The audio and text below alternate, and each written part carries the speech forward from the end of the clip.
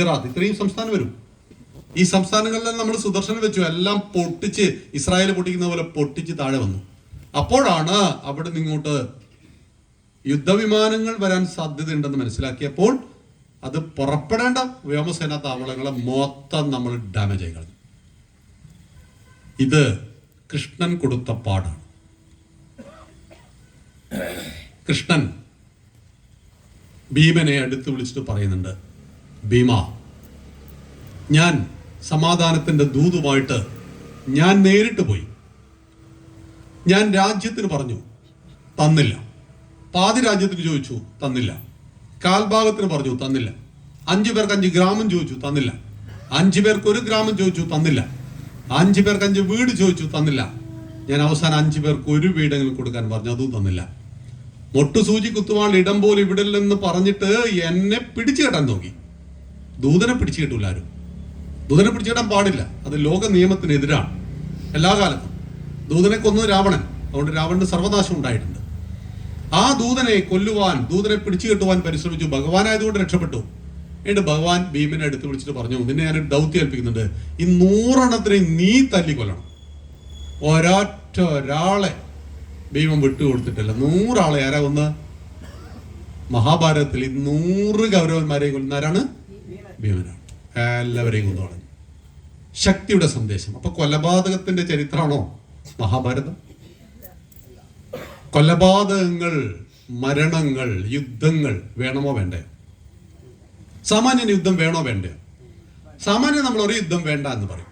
പക്ഷെ 26 ആളുകളെ കലിമ കൊല്ലാൻ അറിയാത്തതിന്റെ പേരിൽ വെടിവെച്ച് വന്നാൽ യുദ്ധം വേണമോ വേണ്ടയോ? അപ്പൊ നിങ്ങൾ രണ്ടും പറയുന്നു. അപ്പൊ യുദ്ധം എങ്ങനെ ഉണ്ടാവുന്നു? മാനുഷികക്കെതിരെ മനുഷ്യനും പ്രവർത്തിക്കുമ്പോൾ, ഒരു രാഷ്ട്രത്തിന്റെ സ്വൈര ജീവിതത്തിനെതിരെ മനുഷ്യൻ പ്രവർത്തിക്കുമ്പോൾ, വീട്ടിന്റെ ഉള്ളിൽ കയറിയ കള്ളനെ കൊല്ലുവാൻ നിങ്ങൾക്ക് പെർമിഷൻ ഉണ്ട്. ഒരു ദിവസം പോലും നിങ്ങൾ ജയിലിൽ കിടക്കണ്ട. വീട്ടിന്റെ ഉള്ളിൽ വെച്ച് കൊല്ലണമെന്ന് മാത്രം. എന്ന് കരുതി ഞാൻ കള്ളനെ കൊല്ലാൻ പറഞ്ഞൊന്നും പറഞ്ഞാൽ കണ്ട കേട്ടോ. ഞാൻ പറഞ്ഞതാണ്, നിങ്ങൾ ജയിലിൽ കിടക്കേണ്ടി വരില്ല ഉറപ്പായിട്ടും. നിങ്ങളുടെ വീട്ടിന്റെ ഉള്ളിലേക്ക് അതിക്രമിച്ച് കയറി വന്ന് വാതിൽ പൊളിച്ച് അതിക്രമിച്ച് കയറി വന്ന ആളെ ജീവരക്ഷാർത്ഥം ഇല്ലായ്മ ചെയ്യുവാനുള്ള അധികാരം നിങ്ങൾക്കുണ്ട്. നമുക്ക് എല്ലാവർക്കും ഉണ്ടത്. മനസ്സിലായില്ലേ? എപ്പോഴാണ് നമുക്ക് ആയുധം കയ്യിലെടുക്കേണ്ടി വരുന്നത്? അപ്പം മരണം പാപമാണോ? കൊലപാതകം പാപമാണോ എന്ന് ചോദിച്ചാൽ, നിങ്ങളുടെ ചിറക്കലിൽ ഒരു പട്ടാളക്കാരുണ്ട്, ഇന്ത്യൻ ആർമിയിലെ മേജറോ ആരെങ്കിലും ആവട്ടെ, ക്യാപ്റ്റൻ ആരെങ്കിലും ആവട്ടെ, ഇന്ത്യ പാകിസ്ഥാൻ യുദ്ധത്തിൽ പങ്കെടുത്തു. 100 പാകിസ്ഥാൻ പട്ടാളക്കാരെ അയാൾ വെടിവെച്ച് കൊന്നു. അയാൾ കണ്ണൂർ റെയിൽവേ സ്റ്റേഷനിൽ വന്നിറങ്ങിയാൽ നിങ്ങൾ എങ്ങനെ സ്വീകരിക്കുക? ചെണ്ട, ആന, അമ്പാരി എല്ലാം ഉണ്ടാവും അല്ലേ? നാട്ടിൽ ലീവിന് വന്ന സമയത്ത് ഒരു അതിർത്തി തർക്കം ഉണ്ടായി, ആൾക്കാരനെ കത്തിയെടുത്ത് കുത്തിക്കൊന്നു. അയാൾ നിങ്ങൾ എങ്ങനെ സ്വീകരിക്കുക? ആന, അമ്പാരി ഉണ്ടാവുക? ഇല്ല. 100 ആളെ കൊന്നപ്പോൾ ഒരുപാട് അവാർഡ്, ഒരാളെ കൊന്നപ്പോൾ തൂക്കുകയർ. രഞ്ജിത്ത് ശ്രീനിവാസൻ എന്ന് പറയുന്ന BJP നേതാവിനെ കൊന്ന ആ പ്രതികളിൽ 16 പേർക്കാണ് കോടതി ഇപ്പോൾ തൂക്കുകയർ വെച്ചത്. 16 പേർക്ക്. തൂക്കി കൊല്ലുമെന്നുള്ള അറിയില്ല, അത് കോടതി, സുപ്രീം കോടതി തീരുമാനിക്കും. ഒരാളെ കൊന്നതിന് പകരം 16 ആളുകളെ തൂക്കിക്കൊല്ലാൻ വെച്ചിരിക്കുകയാണ്. അപ്പൊ 100 ആളെ കൊന്നപ്പോൾ അവാർഡ്, ഒരാളെ കൊന്നപ്പോൾ തൂക്കുകയർ. അതെന്തുകൊണ്ടാ? അപ്പൊ കൊന്നതല്ല പ്രശ്നം, എന്തിനു വേണ്ടി കൊന്നു എന്നതാണ് പ്രശ്നം. എന്തിനു വേണ്ടി കൊന്നു? ഒരു പട്ടാളക്കാരൻ യുദ്ധത്തിൽ ശത്രുവിനെ കൊല്ലുന്നത് പാപമാണോ? അല്ല. ഇന്ത്യ 5 പ്രാവശ്യം ഫൈറ്റ് ചെയ്തു പാകിസ്ഥാനോട്. 947, 65, 71, 99 കാർഗിൽ യുദ്ധം, റീസെന്റ് നമ്മുടെ ഓപ്പറേഷൻ സിന്ദൂർ. 5 ഫൈറ്റിംഗ്. 62 ഒരു യുദ്ധം ചൈനയോട്. അങ്ങനെ ടോട്ടൽ 6 യുദ്ധം സ്വതന്ത്ര ഭാരതം ചൈനയോടും 5 പാകിസ്ഥാനോടും നടത്തിയിട്ടുണ്ട്. ടോട്ടൽ 6 യുദ്ധം.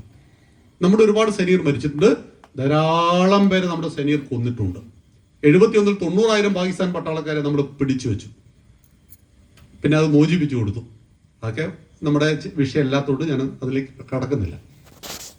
അപ്പൊ സൈന്യം യുദ്ധത്തിൽ ആളെ കൊല്ലുന്നത് പാപമല്ല എങ്കിൽ 5000 കൊല്ലം മുമ്പ് ഇന്നത്തെ ഹരിയാനയിലെ കുരുക്ഷേത്രത്തിലുണ്ടായ യുദ്ധത്തിന്റെ പേരാണ് മഹാഭാരത യുദ്ധം, കുരുക്ഷേത്ര യുദ്ധം.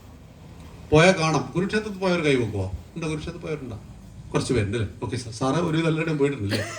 ഓക്കെ. കുരുക്ഷേത്ര ഹരിയാനയിലാണ്. ഭഗവാൻ ഗീതോപദേശം ചെയ്ത അതൊക്കെ രേഖപ്പെടുത്തി വെച്ചിട്ടുണ്ട്. പോകണം സമയം കിട്ടുമ്പോഴൊക്കെ. ഒരു മുട്ടയിൽ കയറിയത് പോലെ ഉണ്ടാവും. അപ്പം കുരുക്ഷേത്ര അവിടെ വെച്ചിട്ടാണ് മഹാഭാരത യുദ്ധം നടക്കുന്നത്. ഈ യുദ്ധത്തിലേക്ക് കൊണ്ടുവന്ന സാഹചര്യം ഇത്. 40 ലക്ഷത്തിൽ പര ആളുകളുടെ മരണത്തിന് കാരണമായ ഈ യുദ്ധത്തിന്റെ കാരണത്തെയാണ് നമുക്ക് ഇന്ന് നാളെയായിട്ട് പരിശോധിക്കേണ്ടത്. മഹാഭാരത തത്വവിചാരം. ശന്തനു മഹാരാജാവ് ധർമ്മിഷ്ഠൻ, സത്യസന്ധൻ. പക്ഷെ ചെറിയൊരു വീക്ക്നെസ് ഉണ്ട്. സുന്ദരികളായ പെണ്ണുങ്ങളെ കണ്ടാൽ അദ്ദേഹത്തിന് കല്യാണം കഴിക്കണമെന്ന് തോന്നും. അങ്ങനെ ഗംഗയെ കണ്ടു. ആരെ കണ്ടു? അതീവ സുന്ദരി ഗംഗയോട് ഐ ലവ് യു പറഞ്ഞു. ആരെ? ശന്തനു. പെൺകുട്ടികൾ നോ പറയുവാനും ആമ്പിള്ളേർ നോ കേൾക്കുവാനും ശീലിക്കണം. പെൺകുട്ടി എന്ത് ചെയ്യണം? ജീവിത ലക്ഷ്യം സെറ്റ് ചെയ്യുന്നതിന് മുമ്പ് വരുന്ന എല്ലാ പ്രണയത്തെയും അകറ്റി നിർത്തണം. ഡിഗ്രിക്ക് പഠിക്കുന്ന ഒരു കുട്ടി പ്രണയത്തിൽ കുടുങ്ങിയാൽ ഒരിക്കലും അവൾ കെമിസ്ട്രി പാസ്സാവില്ല. കാരണം കാമുകനെ കാണും എല്ലാത്തിലും. ലൈഫ് ടോട്ടലി ലക്ഷ്യം മറന്നുപോകും. പ്രണയമൊക്കെ ഹിന്ദുവിലുള്ളത്ര ഒരു മതത്തിലില്ല. ഉമ മഹേശ്വരനെ പ്രണയിച്ചതുപോലെയുള്ളൊരു പ്രണയം ഉണ്ടായിട്ടില്ല. സതീദേവി ദക്ഷമഹായാഗത്തിൽ ആത്മാഹുതി നടത്തി പർവ്വതത്തിന്റെ മകളായിട്ട് വീണ്ടും പുനർജനിച്ചു പാർവതിയായിട്ട്. ഹിമവാന്റെ പുത്രി ഹൈമവതിയായിട്ട്. അത്ര ആഴത്തുള്ള പ്രണയം ഉണ്ടായിരുന്നു ശിവനും പാർവതിയും തമ്മിൽ. പൂർവജന്മാർജിത പ്രണയം. അത് വല്ലാത്തൊരു പ്രണയമാണ്. ആ രാധ കൃഷ്ണൻ അല്ലേ, നമ്മൾ രാധയും കൃഷ്ണൻ തോഴിയാണ് കേട്ടോ. അതൊക്കെ നമ്മൾ പ്രണയമായിട്ട് ഇങ്ങനെ അവതരിപ്പിക്കുന്നു. സീതാരാമനെ പ്രണയിച്ചതുപോലെ, നളൻ ദമയന്തിയെ പ്രണയിച്ചതുപോലെ, ഉമ മഹേശ്വരനെ പ്രണയിച്ചതുപോലെ പ്രണയമൊക്കെ കണ്ടുപിടിച്ച് തന്നെ നമ്മൾ ഹിന്ദുക്കളാണ്. പ്രണയത്തിന്റെ അനിർവചനീയത കണ്ടുപിടിച്ച് നമ്മൾ ഹിന്ദുക്കളാണ്. നമ്മുടെ ഗ്രന്ഥങ്ങളിലെ ക്ലാസിക്കൽ പ്രണയം എന്നൊക്കെ പറഞ്ഞു കഴിഞ്ഞാൽ എത്ര ഭാവാത്മകമാണെന്ന് നമ്മൾ മനസ്സിലാക്കണം. അങ്ങനെ ശന്തനു മഹാരാജാവിന് ഗംഗയോട് എന്ത് തോന്നി? പ്രണയം. പ്രണയം കല്യാണം ആയി മാറണം. Love after marriage, before marriage, രണ്ടും രണ്ടാണ് കേട്ടോ. കല്യാണത്തിന് മുമ്പുള്ള പ്രണയവും കല്യാണ ശേഷമുള്ള പ്രണയവും രണ്ടും രണ്ടായിരിക്കും. അതുകൊണ്ട് സമയം കിട്ടുമ്പോൾ മിഥുനം എന്നുള്ള സിനിമ കാണണം. കണ്ടിട്ടില്ലേ? അതുകൊണ്ട് ഉർവശി മോഹൻലാൽ തട്ടിക്കൊണ്ടുപോയി. കാരണം റിയാലിറ്റിയാണ് ലൈഫ്. പ്രണയം എന്ന് പറഞ്ഞാൽ ഡ്രീമാണ്, സ്വപ്നത്തിന്റെ ലോകത്താണ് പ്രണയം ജീവിക്കുന്നതെങ്കിൽ യാഥാർത്ഥ്യങ്ങളുടെ ലോകത്താണ് ലൈഫ്, ജീവിതമുള്ളത്. അപ്പൊ പ്രണയിച്ച് കല്യാണം കഴിക്കുമ്പോൾ ഒരു പുരുഷന് 2 ഭാര്യമാരുണ്ടാവും. ഒരു ഭാര്യയ്ക്ക് 2 ഭർത്താവുണ്ട്. അതേതാ? സങ്കല്പത്തിലെ ഭാര്യയും ജീവിതത്തിലെ ഭാര്യയും. സങ്കല്പത്തിലെ ഭർത്താവും ജീവിതത്തിലെ ഭർത്താവും. സങ്കല്പത്തിലെ ഭർത്താവിനെ കൊന്നിട്ട് വേണം ജീവിതത്തിലെ ഭർത്താവിനെ സ്വീകരിക്കാൻ. സങ്കല്പത്തിലെ ഭാര്യയെ കൊന്നിട്ട് വേണം ജീവിതത്തിലെ ഭാര്യയെ സ്വീകരിക്കാൻ. ജീവിതം എന്ന് പറയുമ്പോൾ അത് റിയലാണ്. അതിൽ വികാര, വിവേക, സങ്കല്പ, സ്വപ്ന ഒത്തിരി പ്രോബ്ലംസ് ഉണ്ടാവും. പ്രശ്നങ്ങൾ എല്ലാ കാലത്തും ഉണ്ടാവും. പരിഹാരം അതിൻ്റെ കൂടെ തന്നെ ജനിച്ചിട്ടുണ്ട്. രാമനുണ്ടെങ്കിൽ രാവണനുണ്ടാവും, കൃഷ്ണനുണ്ടെങ്കിൽ കംസനുണ്ടാവും. പ്രശ്നങ്ങളൊക്കെ കുടുംബങ്ങളിലൊക്കെ വരും. പക്ഷെ പ്രശ്നങ്ങൾക്ക് പരിഹാരവും അതിൻ്റെ കൂടെയാണ്. അതുകൊണ്ടാണ് കലഹിക്കുമ്പോൾ 3 കാര്യങ്ങൾ ശ്രദ്ധിക്കണം എന്ന് പറയുന്നത്. കലഹം 3 കാര്യങ്ങൾ ശ്രദ്ധിച്ചാൽ കലഹം വളരെ സൗന്ദര്യമുള്ള കലഹാരിയും. കലഹിച്ച് കഴിഞ്ഞാൽ നാളെ വീണ്ടും കലഹിക്കണമെന്ന് തോന്നും. ഈ 3 നിയമങ്ങൾ പാലിക്കണമെന്ന് മാത്രം. 1, കലഹം സബ്ജക്റ്റ് ഓറിയന്റ് ആയിരിക്കണം. മീൻസ് ഭാര്യയും ഭർത്താവും കലഹിച്ചത് ചക്കയെ കുറിച്ചാണ് എങ്കിൽ അത് ചക്കയിൽ തുടങ്ങി ചക്കയിൽ തുടർന്ന് ചക്കയിൽ തന്നെ അവസാനിപ്പിക്കണം. തുടങ്ങ ചക്കയിലായിരിക്കും, പക്ഷെ മാങ്ങ, ചേന, ചേമ്പ്, ചുണ്ണാമ്പ് ഇങ്ങനെ സംഭവം അങ്ങോട്ട് വഴിമാറിപ്പോകും. മനസ്സിലായല്ലോ? അപ്പൊ ചക്കയിൽ തുടങ്ങി ചക്കയിൽ അവസാനിപ്പിക്കുന്ന ആ കലഹത്തിന്റെ പേരാണ് സബ്ജക്റ്റ് ഓറിയന്റായ കലഹം. 2, ഗിവ് റെസ്പെക്ട് എന്നുള്ളതാണ്. ബഹുമാനം കൊടുക്കണം കലഹിക്കുമ്പോൾ. പരസ്പര ബഹുമാനത്തിന് അഭിമാനം എല്ലാവർക്കും ഉണ്ട്. അഭിമാനക്ഷതമുണ്ടാക്കുന്ന ഒരു കലഹവും പാടില്ല. 3, ഇണക്കത്തിന്റെ ആയുസ് ലൈഫ് ടൈമാണ്. ഇണക്കത്തിന്റെ ആയുസ് നൈമിഷികമായിരിക്കണം. 90 വയസ്സുള്ള മുത്തശ്ശന്റെ അരികിൽ 85 വയസ്സുള്ള മുത്തശ്ശി എന്തിനാ കിടന്നുറങ്ങുന്നത്? കാമാണോ പ്രേമാണോ? സ്നേഹമാണ്. ഭാരതത്തിന്റെ കുടുംബ ബന്ധങ്ങളെ ഊട്ടിയുറപ്പിക്കുന്ന ഇതാണ്. മഹാഭാരതത്തിൽ വളരെ വൈകാരികമായ രംഗമുണ്ട്. മഹാസാമ്രാജ്യം പൊരുതി നേടിയ പാണ്ഡവന്മാർ 100 പേരും കൊന്ന് മഹാസാമ്രാജ്യം വാങ്ങി അമ്മയുടെ പാദങ്ങളിൽ, കുന്തിയുടെ പാദങ്ങളിൽ കൊണ്ടുപോയി സമർപ്പിക്കുകയാണ്. ഇനി മുതൽ കുന്തിയാരാ? കാട്ടിലും മേട്ടിലും തൻ്റെ മക്കളെ പോറ്റാൻ വേണ്ടി ഭ്രാന്തിയെ പോലെ അലഞ്ഞ ഒരമ്മ. ഒരേ ഒരു തെറ്റ് ജീവിതത്തിൽ സംഭവിച്ചു പോയി. ആ തെറ്റിൽ നിന്ന് പാഠം ഉൾക്കൊണ്ട് പിന്നീട് ഒരിക്കലും തെറ്റ് സംഭവിക്കാത്ത സ്ത്രീയാണ്. തെറ്റുകൾ മനുഷ്യ സഹജമാണ്. തെറ്റൊരു അനുഭവമായിട്ട് തെറ്റിൽ നിന്ന് പാഠം ഉൾക്കൊണ്ട് കുഴിയിൽ വീഴുന്നത് തെറ്റല്ല, കിടക്കുന്നതാണ് തെറ്റ്. കുന്തി നമ്മളെ പഠിപ്പിക്കും. കല്യാണത്തിന് മുമ്പ് ഒന്ന് പ്രസവിച്ചു പോയി, പാടില്ല ഒരിക്കലും. ഭാരതം ഒരിക്കലും അത് അംഗീകരിക്കില്ല, അന്നും ഇന്നും അംഗീകരിക്കില്ല. കല്യാണത്തിന് മുമ്പ് പ്രസവിക്കാൻ പറ്റുമെന്ന് പരീക്ഷിക്കാൻ പറ്റുമോ? ഒന്നും പറ്റില്ല. ഭാരതം പറ്റില്ല. രാജകുമാരി കല്യാണത്തിന് മുമ്പ് പ്രസവിച്ചു. അതാണ് കുന്തിഭോജന്റെ മകൾ. യഥാ രാജ തഥാ പ്രജ. രാജാവ് എങ്ങനെയാണോ അതുപോലെ ആയിരിക്കും പ്രജകള്. അപ്പോഴാണ് രാജാവിന്റെ മോള് കല്യാണത്തിന് മുമ്പ് പ്രസവിച്ചാൽ നാട്ടിലെ പെമ്പിള്ളേരുടെ അവസ്ഥ എന്താവും? ആരെയാണ് ഇവര് മാതൃകയാക്കുക? ഒരു തെറ്റ് പറ്റിപ്പോയി കുന്തിക്ക്, പിന്നീട് ഒരു തെറ്റും പറ്റിയില്ല. മഹാസാമ്രാജ്യം യുധിഷ്ഠിരൻ കൊണ്ടുവന്ന് പാദങ്ങളിൽ വെച്ചിട്ട് പറയുന്നു, അമ്മേ രാജമാതാവേ. ആദ്യമായിട്ടാണ് അങ്ങനെ ഒരു വാക്ക്. രാജമാതാവേ. അരക്കില്ലത്തിലൂടെ ചുടാൻ പോയതും കാട്ടുപോയതും മേട്ടുപോയതും എന്തൊക്കെ കഷ്ടതകളും യാതനകളും സഹിച്ച ഒരു സ്ത്രീയാ. എന്ത് സുഖാണ് അവരറിഞ്ഞത്. നല്ല യുവത്വത്തിലാണ് ഭർത്താവ് മരിച്ചു പോകുന്നത്. ഭർത്താവിന്റെ സുഖമില്ലാതെ മാതൃയും മരിച്ചു പോയപ്പോ ആ മാതൃയുടെ മക്കൾ 2 നകുലനെയും സഹദേവനെയും 3 മക്കളെയും കൊണ്ട് ഈ അമ്മ കഷ്ടപ്പെട്ട കഷ്ടപ്പാട് ഏതൊക്കെയാ. ഇപ്പോഴിതാ സുഖത്തിന്റെ പറുദീസയിലേക്ക് ഈ അമ്മ വന്നിരിക്കുകയാണ്. രാജമാതാ ശിവകാമി ദേവി. ബാഹുബലിയൊക്കെ കണ്ടിട്ടില്ലേ?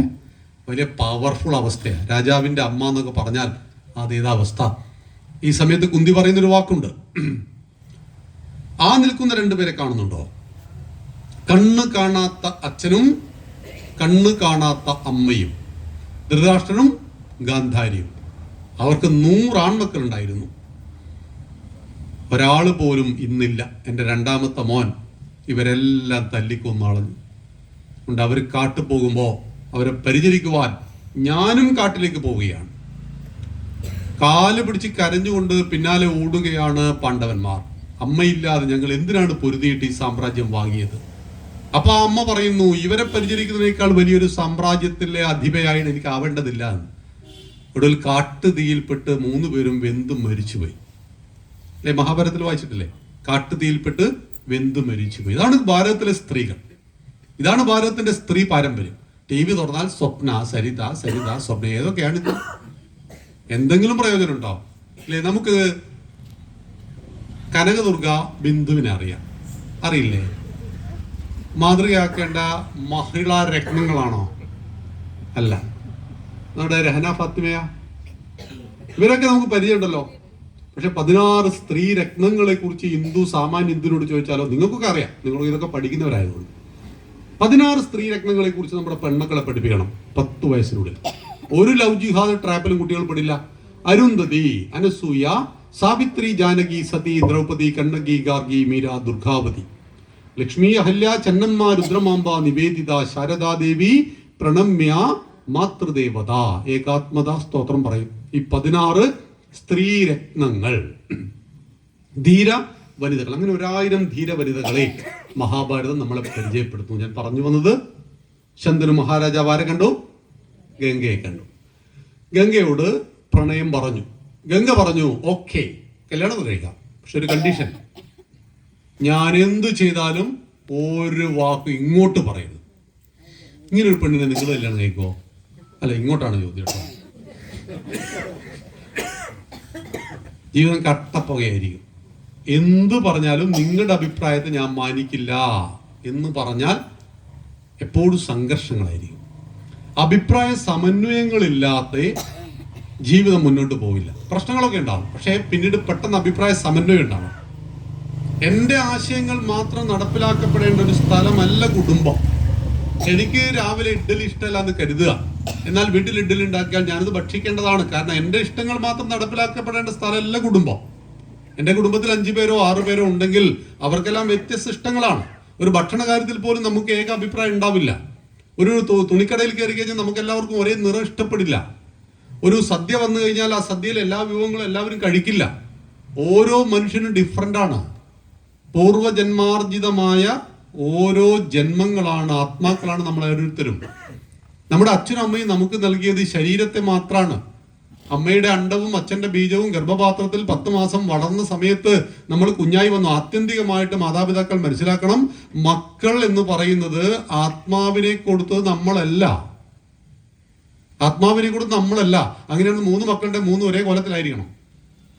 അങ്ങനെയല്ല, നമ്മൾ കൊടുത്തത് ശരീരത്തെ മാത്രമാണ്. അതിന്റെ നിമിത്തങ്ങളാണ് അച്ഛനും അമ്മയും. അതുകൊണ്ട് നിങ്ങൾ ആഗ്രഹിക്കുന്ന രീതിയിൽ നിന്നും മക്കളെ കിട്ടിയെന്ന് വരില്ല. നമ്മൾ ആഗ്രഹിക്കുന്ന രീതിയിൽ എല്ലാവരും ഇല്ല മക്കൾ വളരണമൊന്നുമില്ല. നമുക്കങ്ങനെ പല സ്വപ്നങ്ങളും മക്കളെ കുറിച്ചുണ്ടാവും. ഇതൊന്നും നടക്കുന്ന കാര്യമല്ല. അതിൽ നിരാശപ്പെടേണ്ട ഒരാവശ്യമില്ല. കാരണം മക്കൾക്ക് കൊടുത്തിരിക്കുന്നത് ആത്മാവരുടെ പൂർവ്വജന്മാർജിത സംസ്കാരത്തിൽ ഈ അമ്മയുടെ വയറ്റിൽ ജനിച്ചതാണ്. ആ കുട്ടി പൂർവ്വജന്മാർജിതമായ ഒരു സംസ്കാരവുമായിട്ട് ഈ പ്രദേശത്തെ ഒരു സ്ത്രീയുടെ ഒരു പുരുഷന്റെ ബീജവും അണ്ടവുമായിട്ട് ശരീര രൂപത്തിൽ വന്നപ്പോൾ ഇതിന് പ്രാണൻ എവിടുന്ന് കിട്ടി? എവിടുന്ന് കിട്ടി പ്രാണൻ? നോക്കൂ, ഒരു സുന്ദരിയായ സ്ത്രീ, ഒരു ദിവസം അവരുടെ കാലിലൊരു മുറിവുണ്ടായി. മുറിവ് ഉണങ്ങുന്നില്ല. ഷുഗർ ഇപ്പോൾ 300 കഴിഞ്ഞിരിക്കുന്നു. ഷുഗർ വീണ്ടും കയറി. ആള് മരിച്ചു എന്ന് പറഞ്ഞപ്പോൾ കാല് വെട്ടാൻ പറഞ്ഞു. കാല് വെട്ടുമില്ലയോ? വെട്ടും. അപ്പം ഞാൻ കാലാണോ? അല്ല, കാല് പോയിട്ടും ഞാൻ ബാക്കിയുണ്ട്. കൈവെട്ടാൻ പറഞ്ഞാലോ? വെട്ടും. കണ്ണെടുക്കാൻ പറഞ്ഞാലോ? എടുക്കൂല. നിങ്ങൾ മെഡിക്കൽ കോളേജിൽ ചെന്ന് നോക്കൂ. ഷുഗർ കയറിയിട്ട് തലച്ചോറിലേക്ക് പഴുപ്പ് കയറുമ്പോൾ കണ്ണെടുത്ത് ഒരുപാട് ആളെ കാണാം. ഞാൻ മരിക്കാതിരിക്കാൻ കണ്ണെടുത്തു. പിന്നെ നമുക്ക് കണ്ണിന് വേണ്ടി കാഴ്ചയില്ലാത്ത കവിതകളൊക്കെ ഉണ്ടല്ലോ, അതൊക്കെ പാടും. അപ്പോഴാണ് ഒരു പ്രശ്നം വന്നത്. നിങ്ങൾ നാളെ രാവിലെ മരിക്കും. ഇന്ന് ഈ മെഡിസിൻ കഴിച്ചാൽ നിങ്ങൾ മരിക്കില്ല. ഈ ഗുളിക കഴിച്ചാൽ നിങ്ങൾ മരിക്കില്ല. നാളെ രാവിലെ ഗുളിക കഴിച്ചില്ലെങ്കിൽ നിങ്ങൾ ഇങ്ങനെ കിടക്കും. നാട്ടുകാരൊന്ന് അയ്യോ എന്നെ ഇട്ടിച്ച് പോയല്ലോ എന്നൊക്കെ പറഞ്ഞിരിക്കാം. ഗുളിക കഴിച്ചാൽ ഒരു കുഴപ്പമുണ്ട്. നാളെ നിങ്ങൾ ഭ്രാന്തനായിരിക്കും, മെന്റലാവും. ചില ഗുളിക കഴിച്ചാൽ മൈൻഡ് നഷ്ടപ്പെടില്ലേ? ചില മെഡിസിൻ കഴിച്ചാൽ മൈൻഡ് നഷ്ടപ്പെട്ടു, മെന്റലായി പോവും. നാളെ രാവിലെ ഒന്നുകിൽ നിങ്ങൾ ഭ്രാന്തൻ, അല്ലെങ്കിൽ നാളെ രാവിലെ നിങ്ങൾ മരിക്കും. ഇങ്ങനെ ഒരു ഗുളിക കഴിക്കേണ്ടി വന്നാൽ നമ്മൾ എന്ത് ചെയ്യും? കഴിക്കോ? നാളെ മുതൽ ഉടുതുണിയില്ലാതെ ഈ ടൗണിൽ കൂടെയൊക്കെ ഓടിപ്പോന്ന ഭ്രാന്തനാവോ നിങ്ങൾ? ആവോ? അപ്പം ഗുളിക കഴിക്കും. അല്ല, ഗുളിക കഴിക്കൂല. നാളെ രാവിലെ മരിക്കും. നാളെ രാവിലെ മരിക്കുമോ? ഇല്ല. നാളെ രാവിലെ മരിക്കണമോ നാളെ രാവിലെ ഭ്രാന്തനാവണമോ എന്ന് ഇത് നമ്മൾ ചുമ്മാ സങ്കല്പിച്ചാൽ മതി എന്നേ. ഞാനൊരു ആശയം പറഞ്ഞെന്ന് മാത്രമേ ഉള്ളൂ. ഒന്നുകിൽ നാളെ രാവിലെ നമ്മൾ ഭ്രാന്തനാണ്, അല്ലെങ്കിൽ നാളെ രാവിലെ നമ്മൾ ഒരു പായിൽ കിടക്കുന്നുണ്ടാവും ശവമായിട്ട്. ഇത് 2 അവസ്ഥ മുന്നിൽ വന്നാൽ ഒന്നുകിൽ മൈൻഡിനെ നഷ്ടപ്പെടുത്തണം, അല്ലെങ്കിൽ പ്രാണനെ നിലനിർത്തണം. പ്രാണൻ വേണമോ മനസ്സ് വേണമോ? മനസ്സിനെ നഷ്ടപ്പെടല്ലേ ഭ്രാന്ത് അല്ലേ? മനസ്സിനെ നമ്മുടെ നിയന്ത്രണത്തിൽ ആക്കലാണ് സമചിത്തത. സമചിത്തത ഇല്ലാതായി പോകുക ഏതാണ്? ചിത്തത്തെ നഷ്ടപ്പെടും. മനസ്സിനെ നഷ്ടപ്പെട്ടു പോകുന്നതാണ് ഭ്രാന്ത്. അപ്പൊ നാളെ രാവിലെ ഞാൻ ഭ്രാന്തനാവുന്നു എന്ന് പറഞ്ഞു കഴിഞ്ഞാൽ ഞാൻ മനസ്സിനെ കൈവിട്ടു. ഞാൻ നാളെ രാവിലെ മരിക്കുന്നു എന്ന് പറഞ്ഞു കഴിഞ്ഞാൽ ഞാൻ പ്രാണനെ കൈവിട്ടു. പ്രാണനും മനസ്സും തമ്മിലൊരു സംഘർഷം നടക്കുമ്പോൾ പ്രാണൻ ജയിക്കുമോ മനസ്സ് ജയിക്കുമോ? മനസ്സിലായിക്ക? പ്രാണനാണ് ജയിക്കുക. കാരണം നിങ്ങൾ ഒരിക്കൽ കൂടി ഡോക്ടറെ വിളിക്കും, സർ ഈ ഗുളിക കഴിക്കുന്നത് ഞാൻ നിർത്തിയാൽ ഞാൻ പഴയ ആളാകുമോ? അപ്പൊ സാറ് പറയാണ് സാധ്യതയുണ്ട്. നിങ്ങൾ 30 ദിവസം മെഡിസിൻ കഴിച്ചോളൂ. 30 ദിവസമായിരിക്കും നിങ്ങൾ ചിലപ്പോൾ ഭ്രാന്തനാവും. 31-ാം ദിവസം നിങ്ങൾ എന്ത് ചെയ്യും?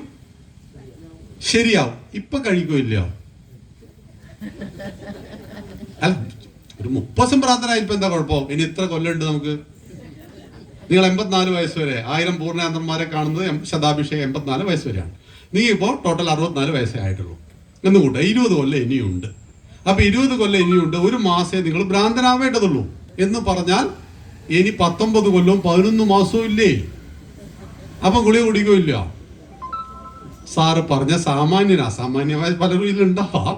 സാമാന്യം നമ്മൾ ഗുളിക കുടിക്കും. ഗുളിക കുടിച്ചു കഴിഞ്ഞാൽ മൈൻഡ് നഷ്ടപ്പെട്ടു. കാല് പോയി, കൈ പോയി, കണ്ണ് പോയി, മനസ്സ് പോയാൽ ബുദ്ധി പോകും. മനസ്സ് സങ്കല്പ വികല്പങ്ങളാണെങ്കിൽ തീരുമാനം ബുദ്ധിയുടേതാണ്. ബുദ്ധിയും മൈൻഡും പരസ്പര പൂരകങ്ങളാണ്. മൈൻഡ് ഒന്ന് നഷ്ടപ്പെടുമ്പോൾ മറ്റേത് നഷ്ടപ്പെടും.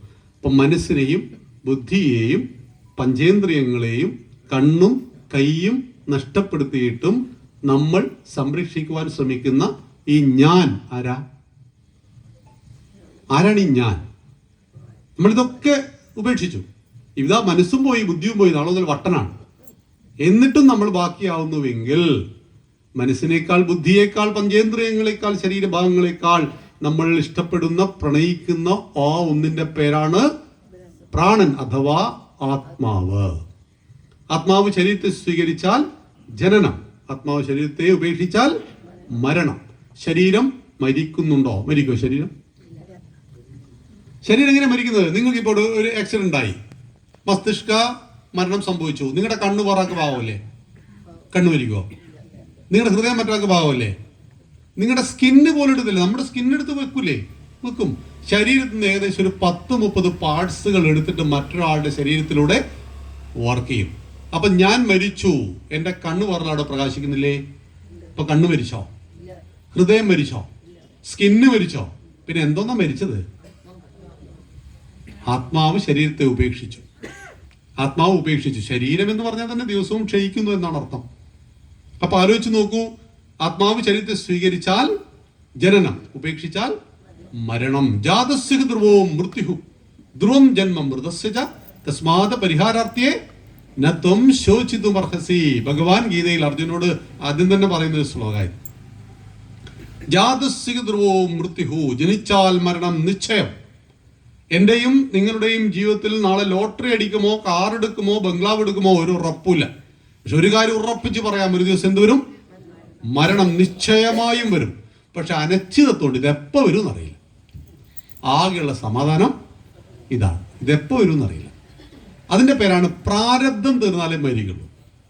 പ്രാരാബ്ധമല്ല കേട്ടോ, അത് നമ്മളെ കഴിവുകൊണ്ട് നമ്മൾ ഉണ്ടാക്കുന്ന സാധനമാണ്. പ്രാരബ്ധം, ഗർഭസ്ഥ പ്രാരബ്ധം. അമ്മയുടെ വയറ്റിൽ കിടന്ന് ഇങ്ങനെ കളിച്ചു, പുറത്തേക്ക് വന്നു, കുട്ടി മരിച്ചു. കേട്ടിട്ടില്ലേ? കാണാറുണ്ടല്ലോ നമ്മൾ. പ്രാരബ്ധം തീർന്നു.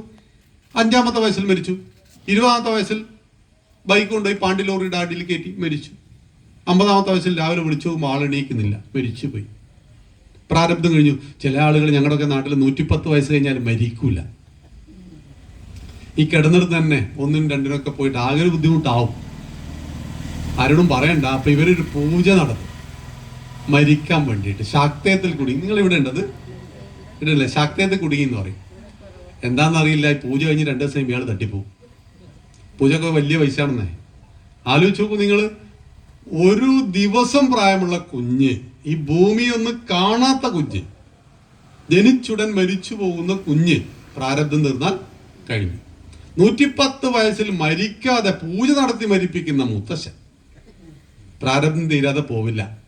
അഹമ്മദാബാദ് വിമാന ദുരന്തം നടന്നപ്പോൾ ഒരൊറ്റ ഒരുത്തം മാത്രം രക്ഷപ്പെട്ടു. അല്ലേ? റീസെന്റ് ഒരേ ഒരാൾ. പുറ്റിൽ വെടിക്കെട്ട് ദുരന്തം നടന്ന സമയത്ത് അവിടെ 92 ആൾ മരിച്ചു. സ്വാഭാവികം, കൊല്ലത്ത്. പക്ഷെ അവിടുന്ന് ഒരു കോൺക്രീറ്റ് പാളി തെറിച്ചിട്ട് 3 കിലോമീറ്റർ അകലെ ഒരു ബൈക്കിന്റെ പിറകിലിരിക്കുന്ന ഒരാളുടെ തലക്ക് കൊണ്ടു. അയാൾ തൽക്ഷണം മരിച്ചുപോയി. എത്ര കവുങ്ങ്, എത്ര തെങ്ങ് ഉണ്ടായതൊന്നിനും കൊണ്ടില്ല. പ്രാരബ്ധം തീർന്നാൽ മരണം ഏതെങ്കിലും രൂപത്തിൽ നമ്മളെ തേടി വരും. അതുകൊണ്ടാണ് കാലൻ നാട്ടിൽ വന്നെന്ന് പറഞ്ഞപ്പോൾ കാലൻ കടയിൽ കയറിയ സമയത്ത് കാലിനോട് ചോദിച്ചു, നിങ്ങൾ ആരെയും തേടി? ഞാൻ ബിനീഷിനെ തേടി വന്നു, അവൻ്റെ സമയം ഇന്നാണ്. ബിനീഷ് ഓടിയിട്ട് ചെന്നൈ എക്സ്പ്രസ് കയറി. അപ്പോൾ എന്നെ വിളിച്ചു പറഞ്ഞു അനീഷിനോട്, കാലിനോട് പറയും എന്നെ പറ്റിക്കാൻ നോക്കണ്ട, ഞാനിങ്ങനെ മെയില് കയറി മൂപ്പറ ചായക്കടയിൽ ഇരിക്കുകയാണല്ലോ. അപ്പൊ ചെന്നൈ റെയിൽവേ സ്റ്റേഷൻ പ്ലാറ്റ്ഫോമിൽ ഉറങ്ങുമ്പോൾ ഇതിന്റെ ഇടയിൽ വീണ്ടും ആര് മരിച്ചു? ബിനീഷ് മരിച്ചു. അപ്പൊ കാലം അവിടെയാണ് അവൻ മരിക്കേണ്ടത്. കാലം പറഞ്ഞു, എവിടെയാ മരിക്കേണ്ടത്? ചെന്നൈയിൽ അവിടെയാണ് അവൻ മരിക്കേണ്ടത്. അതുകൊണ്ടാണ് എന്നെ കണ്ടപ്പോനോ ഏടെ ഓടിക്കയറിയത്, ഈ മെയിലില് ഓടിക്കയറിയത് എന്ന് പറഞ്ഞു. അപ്പൊ മരണം എന്ന് പറയുന്നത് ജാതസ്യ ധ്രുവവും മൃത്യുവും അതുപോലെ തന്നെയാണ് പുനർജന്മവും. കയ്യിലിരിപ്പ് പോലെ അടുത്ത ജന്മം ഉണ്ടാവുന്നതാണ്. ശാസ്ത്രീയമായിട്ട് തെളിയിക്കാൻ കഴിയുന്ന കാര്യമല്ലത്. പക്ഷേ M.M. അക്ബർ എന്ന് പറയുന്ന ഇസ്ലാമിക പണ്ഡിതനോട് നമ്മുടെ ആളുകൾ ഒരു ചോദ്യം ചോദിച്ചു. നിങ്ങളുടെ സൃഷ്ടാവ് ഒരു മനുഷ്യനെ സൃഷ്ടിക്കുമ്പോൾ ഫ്രഷ് ആയിട്ടാണോ ഉണ്ടാക്കുന്നത്? അവർക്ക് പൂർവ്വജന്മവും പുനർജന്മവും ഇല്ലല്ലോ. അപ്പോൾ ഓരോ മനുഷ്യനെയും ഫ്രഷ് ആയിട്ട് ഉണ്ടാക്കുന്നു. പുതിയ നമ്മുടെ ഫാസ്റ്റ് ഫുഡ് എന്നൊക്കെ പറയും പോലെ ഫ്രഷ് ആയിട്ടാണ് ഉണ്ടാക്കുന്നത്. അങ്ങനെ ചില ആളുണ്ടാകുമ്പോൾ എന്താ കണ്ണില്ലാത്തത്? ചില ആൾക്ക് കാര്യമില്ലല്ലോ. ചില ആൾ പുഴുക്കളെ പോലെ ഇങ്ങനെ ഇഴഞ്ഞിഴഞ്ഞ് ജീവിച്ച് മരിച്ചു പോകുന്നുണ്ടല്ലോ. ചില ആളുകൾ വലിയ കൂനായിട്ട് ജനിക്കുന്നുണ്ടല്ലോ, ചില ആളുകൾ ദുരിതക്കയത്തിൽ ജനിക്കുന്നുണ്ട്. എന്തുകൊണ്ട്? ദൈവം എന്തുകൊണ്ടാണ് ഈ പക്ഷഭേദം കാണിക്കുന്നത്? ചില ആളുകൾക്ക് എല്ലാം കൊടുക്കുക, ചില ആളുകൾ ജീവിതത്തിൽ ദുരിതം മാത്രം കൊടുക്കുക. എന്തുകൊണ്ട്? ഇയാളൊരു ഉഡായിപ്പുത്തരം. എന്താ പറഞ്ഞെന്നറിയാം? കുറെ ആളുകളെ കണ്ണിന്റെ വില പഠിപ്പിക്കാൻ വേണ്ടി കുറച്ച് ആളുകൾക്ക് ദൈവം കണ്ണ് കൊടുത്തില്ല. കുറെ ആളുകളെ കാലിന്റെ വില പഠിപ്പിക്കാൻ വേണ്ടി കുറച്ച് ആളുകൾക്ക് ദൈവം കാല് കൊടുത്തില്ല. ഇത് എന്തോന്ന് ദൈവമായത്? ഒരമ്മ, ഒരു മനുഷ്യ സ്ത്രീയാണല്ലോ, മൂത്ത മകനെ നല്ലത് പഠിപ്പിക്കാൻ വേണ്ടി ഇളയ മകൻ വേദന കൊടുക്കുവോ? 2 മക്കളുള്ളെന്ന് കൂട്ടാ, മൂത്ത മകൻ തല്ലിപ്പൊളിയാണ്, അവരൊന്ന് നല്ലത് പഠിപ്പിക്കണം എന്ന് കരുതി ഇളയ മകൻ ഒരു വേദന കൊടുക്കുവോ? നമ്മള് കൊടുക്കില്ല. ഒരു മനുഷ്യ സ്ത്രീ പോലും അങ്ങനെ ചെയ്യില്ലെങ്കിൽ ദൈവം എന്നെ നല്ലത് പഠിപ്പിക്കാൻ വേണ്ടി എന്റെ തൊട്ടടുത്ത വീട്ടിൽ ഒരാൾ വികലാംഗന, നമ്മൾ സർവാംഗൻ എന്നാണ് പറയാ. അപ്പൊ എന്നോട് ദൈവം പറയാണ്, നീ അവനെ കണ്ട് പഠിക്കണം, നിന്റെ നല്ല കാലാണ്, അവന്റെ കാല് ഞാൻ കുറച്ച് വളച്ചിട്ടുണ്ട്, നീ അവനെ കണ്ട് പഠിക്കണം. ഇവന്റെ മുന്നിൽ ദൈവം വന്നാൽ അവനെങ്ങനെയാ ദൈവത്തോട് പ്രതികരിക്കുക? ദൈവം ഓടേണ്ടി വരും അല്ലേ? എന്നെ നല്ലത് പഠിപ്പിക്കാൻ വേണ്ടി എന്റെ ആൾക്കാരന് കണ്ണു കൊടുക്കാത്ത ദൈവം എന്ത് സങ്കല്പമാണെന്ന് ആലോചിച്ച് നോക്കൂ. അപ്പൊ ഹിന്ദുവിൽ മാത്രമേ ഇതിനൊരു സമാധാനമുള്ളൂ. ശാസ്ത്രീയമായിട്ട് തെളിയിക്കാൻ കഴിയില്ല കേട്ടോ. നിങ്ങളുടെ പൂർവാർജിത കർമ്മത്തിന്റെ അടിസ്ഥാനത്തിലാണ് ഈ ജന്മത്തിൽ നിങ്ങൾക്ക് ഈ ദുരിതങ്ങൾ വരാൻ കാരണം. ഇതല്ലാതെ മറ്റൊരു മറുപടി ഉണ്ടാ മതങ്ങൾക്ക്? ഇതല്ലാതെ മറ്റൊന്നുമില്ല. എന്തുകൊണ്ട് ഇങ്ങനെയായി? അപ്പൊ നമ്മൾ ആലോചിക്കുക, ഇവിടെ ഇഴഞ്ഞു പോകുന്ന ഒരാളെ കണ്ടു, അപ്പൊ അയാൾക്ക് ഒരു നേരത്തെ ഭക്ഷണം കൊടുക്കുന്ന അതെങ്ങനെയാ? നമ്മൾ കൊടുക്കാൻ പാടില്ലല്ലോ, അവന്റെ കർമ്മഫലത്തിനനുസരിച്ചാണല്ലോ അവന് ഇഴയുന്നത്. അടുത്ത ജന്മത്തിൽ നമ്മൾ ഇഴയേണ്ടി വരും, നമ്മൾ ഇഴയേണ്ടി വരും. കാരണം നമ്മുടെ കർമ്മഫലം നമ്മൾ രൂപപ്പെടുത്തണ്ടേ?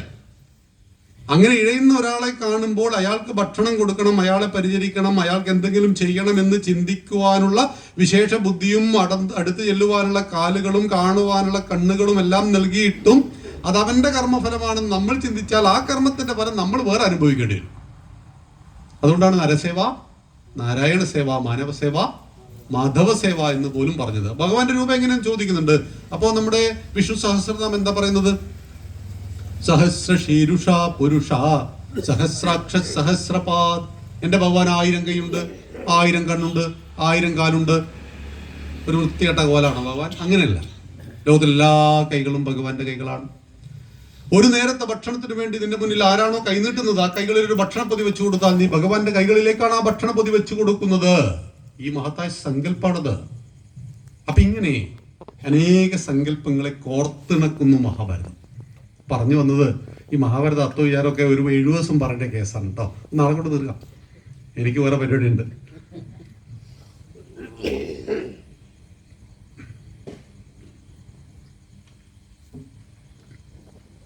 അങ്ങനെ ഒരു കണ്ടീഷൻ വെച്ചുകൊണ്ട് ഗംഗയാര് കല്യാണം കഴിച്ചു. ചിലപ്പോ പല കണ്ടീഷൻ വെച്ചുവെങ്കിലും കണ്ടീഷനൊക്കെ കല്യാണം കഴിച്ചങ്ങ് മാറേണ്ടതാണ്. ഗംഗ ഒരു കട്ടക്കും മാറുന്നില്ല. ആദ്യത്തെ വർഷം ഒരു കുട്ടി ഉണ്ടായി, ജനിച്ചുടൻ കൊണ്ടുപോയിട്ട് എവിടെ ഇട്ടു? ഗംഗാ നദിയിലിട്ടു. രണ്ടാമത്തെ കൊല്ലം രണ്ടാമത്തെ കുട്ടി ഉണ്ടായി, അപ്പോഴും നദിയിലിട്ടു. നമ്മൾ ജനിപ്പിച്ച കുഞ്ഞിനെ ഭാര്യ കൊണ്ടുപോയിട്ട് കുളത്തിലിട്ടാൽ നമ്മൾ എന്താ പറയാ? സാമാന്യേനൊരാണുങ്ങൾ എന്താ പറയാ? അവക്ക് വട്ടാണെന്നല്ല നമ്മൾ സമ്മതിക്കുവോ? അവക്ക് വട്ടാണെന്ന് പറഞ്ഞ് നിൽക്കുവോ? നമ്മൾ സമ്മതിക്കില്ല.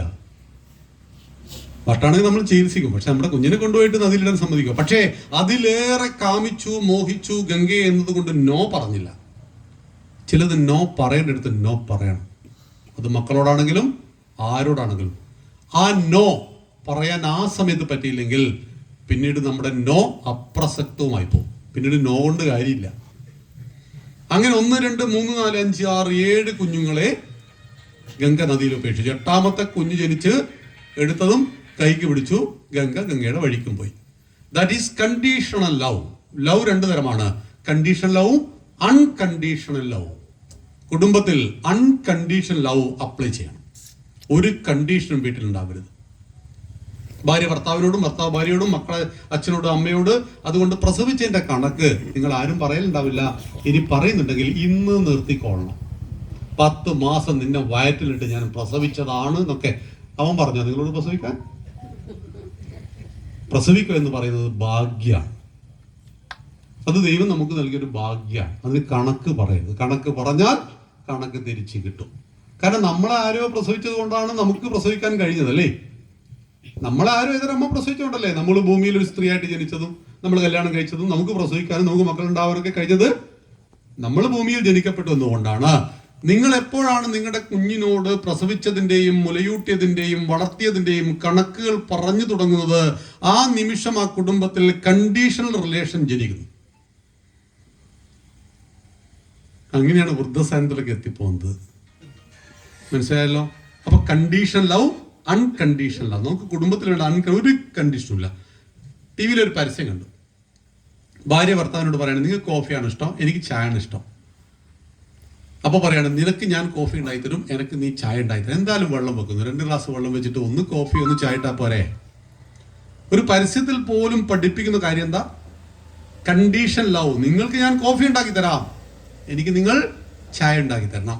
4 പേര് ഒരു കാറിൽ, 5 പേര് ഒരു കാറിൽ വരുന്നു അല്ലേ? കാറിൽ ഇങ്ങനെ എത്തുന്ന സമയത്ത് ഇവര് ചോക്ലേറ്റ് പൊട്ടിക്കുന്നു. അപ്പൊ അതിൽ 4 പീസേ ഉള്ളൂ. അപ്പൊ ഒരുത്തൻ മൂത്രം ഒഴിക്കാൻ ഓടുന്നു. അപ്പൊ 4 പേര് ഇത് തിന്നുന്നു. എന്തോന്ന് പരസ്യമായത്! ഞാൻ കൂട്ടുകാരൊക്കെ ഇങ്ങനെ പറ്റിക്കാം. ഒരുത്തനോട് മുങ്ങാൻ പറയുന്നു വെള്ളത്തിൽ. അപ്പം ബാക്കി ഒരുത്തൻ മാത്രം മുങ്ങുന്നു, ബാക്കി എല്ലാവരും ചോക്ലേറ്റ്. എന്ത് പറ്റിക്കൽ പരിപാടിയാണിത്? മനസ്സിലായല്ലോ? അപ്പൊ പരസ്യങ്ങൾ പോലും ഒരു തത്വശാസ്ത്രവും ഇല്ല. ആ പരസ്യങ്ങൾ കണ്ട് വളരുന്ന ആള് എന്ത് ചെയ്യും? 5 കൂട്ടുകാരുണ്ട്, 4 പീസ് ചോക്ലേറ്റ് ഉള്ളെങ്കിൽ ഇതേ സാധനം അവൻ അപ്ലൈ ചെയ്യും. എവിടെ? അതിന്റെ കൂട്ടുകാരിൽ. നോക്കൂ, അങ്ങ് അകലത്ത് ഒരു എയറോപ്ലെയിൻ പോകുന്നു. മറ്റൊരു എയറോപ്ലെയിൻ നോക്കിക്കുമ്പോൾ ഇവരെന്ത് ചെയ്യും? ഇവർ 4 പേര് ചോക്ലേറ്റ് എടുത്ത് കഴിച്ചാളെ.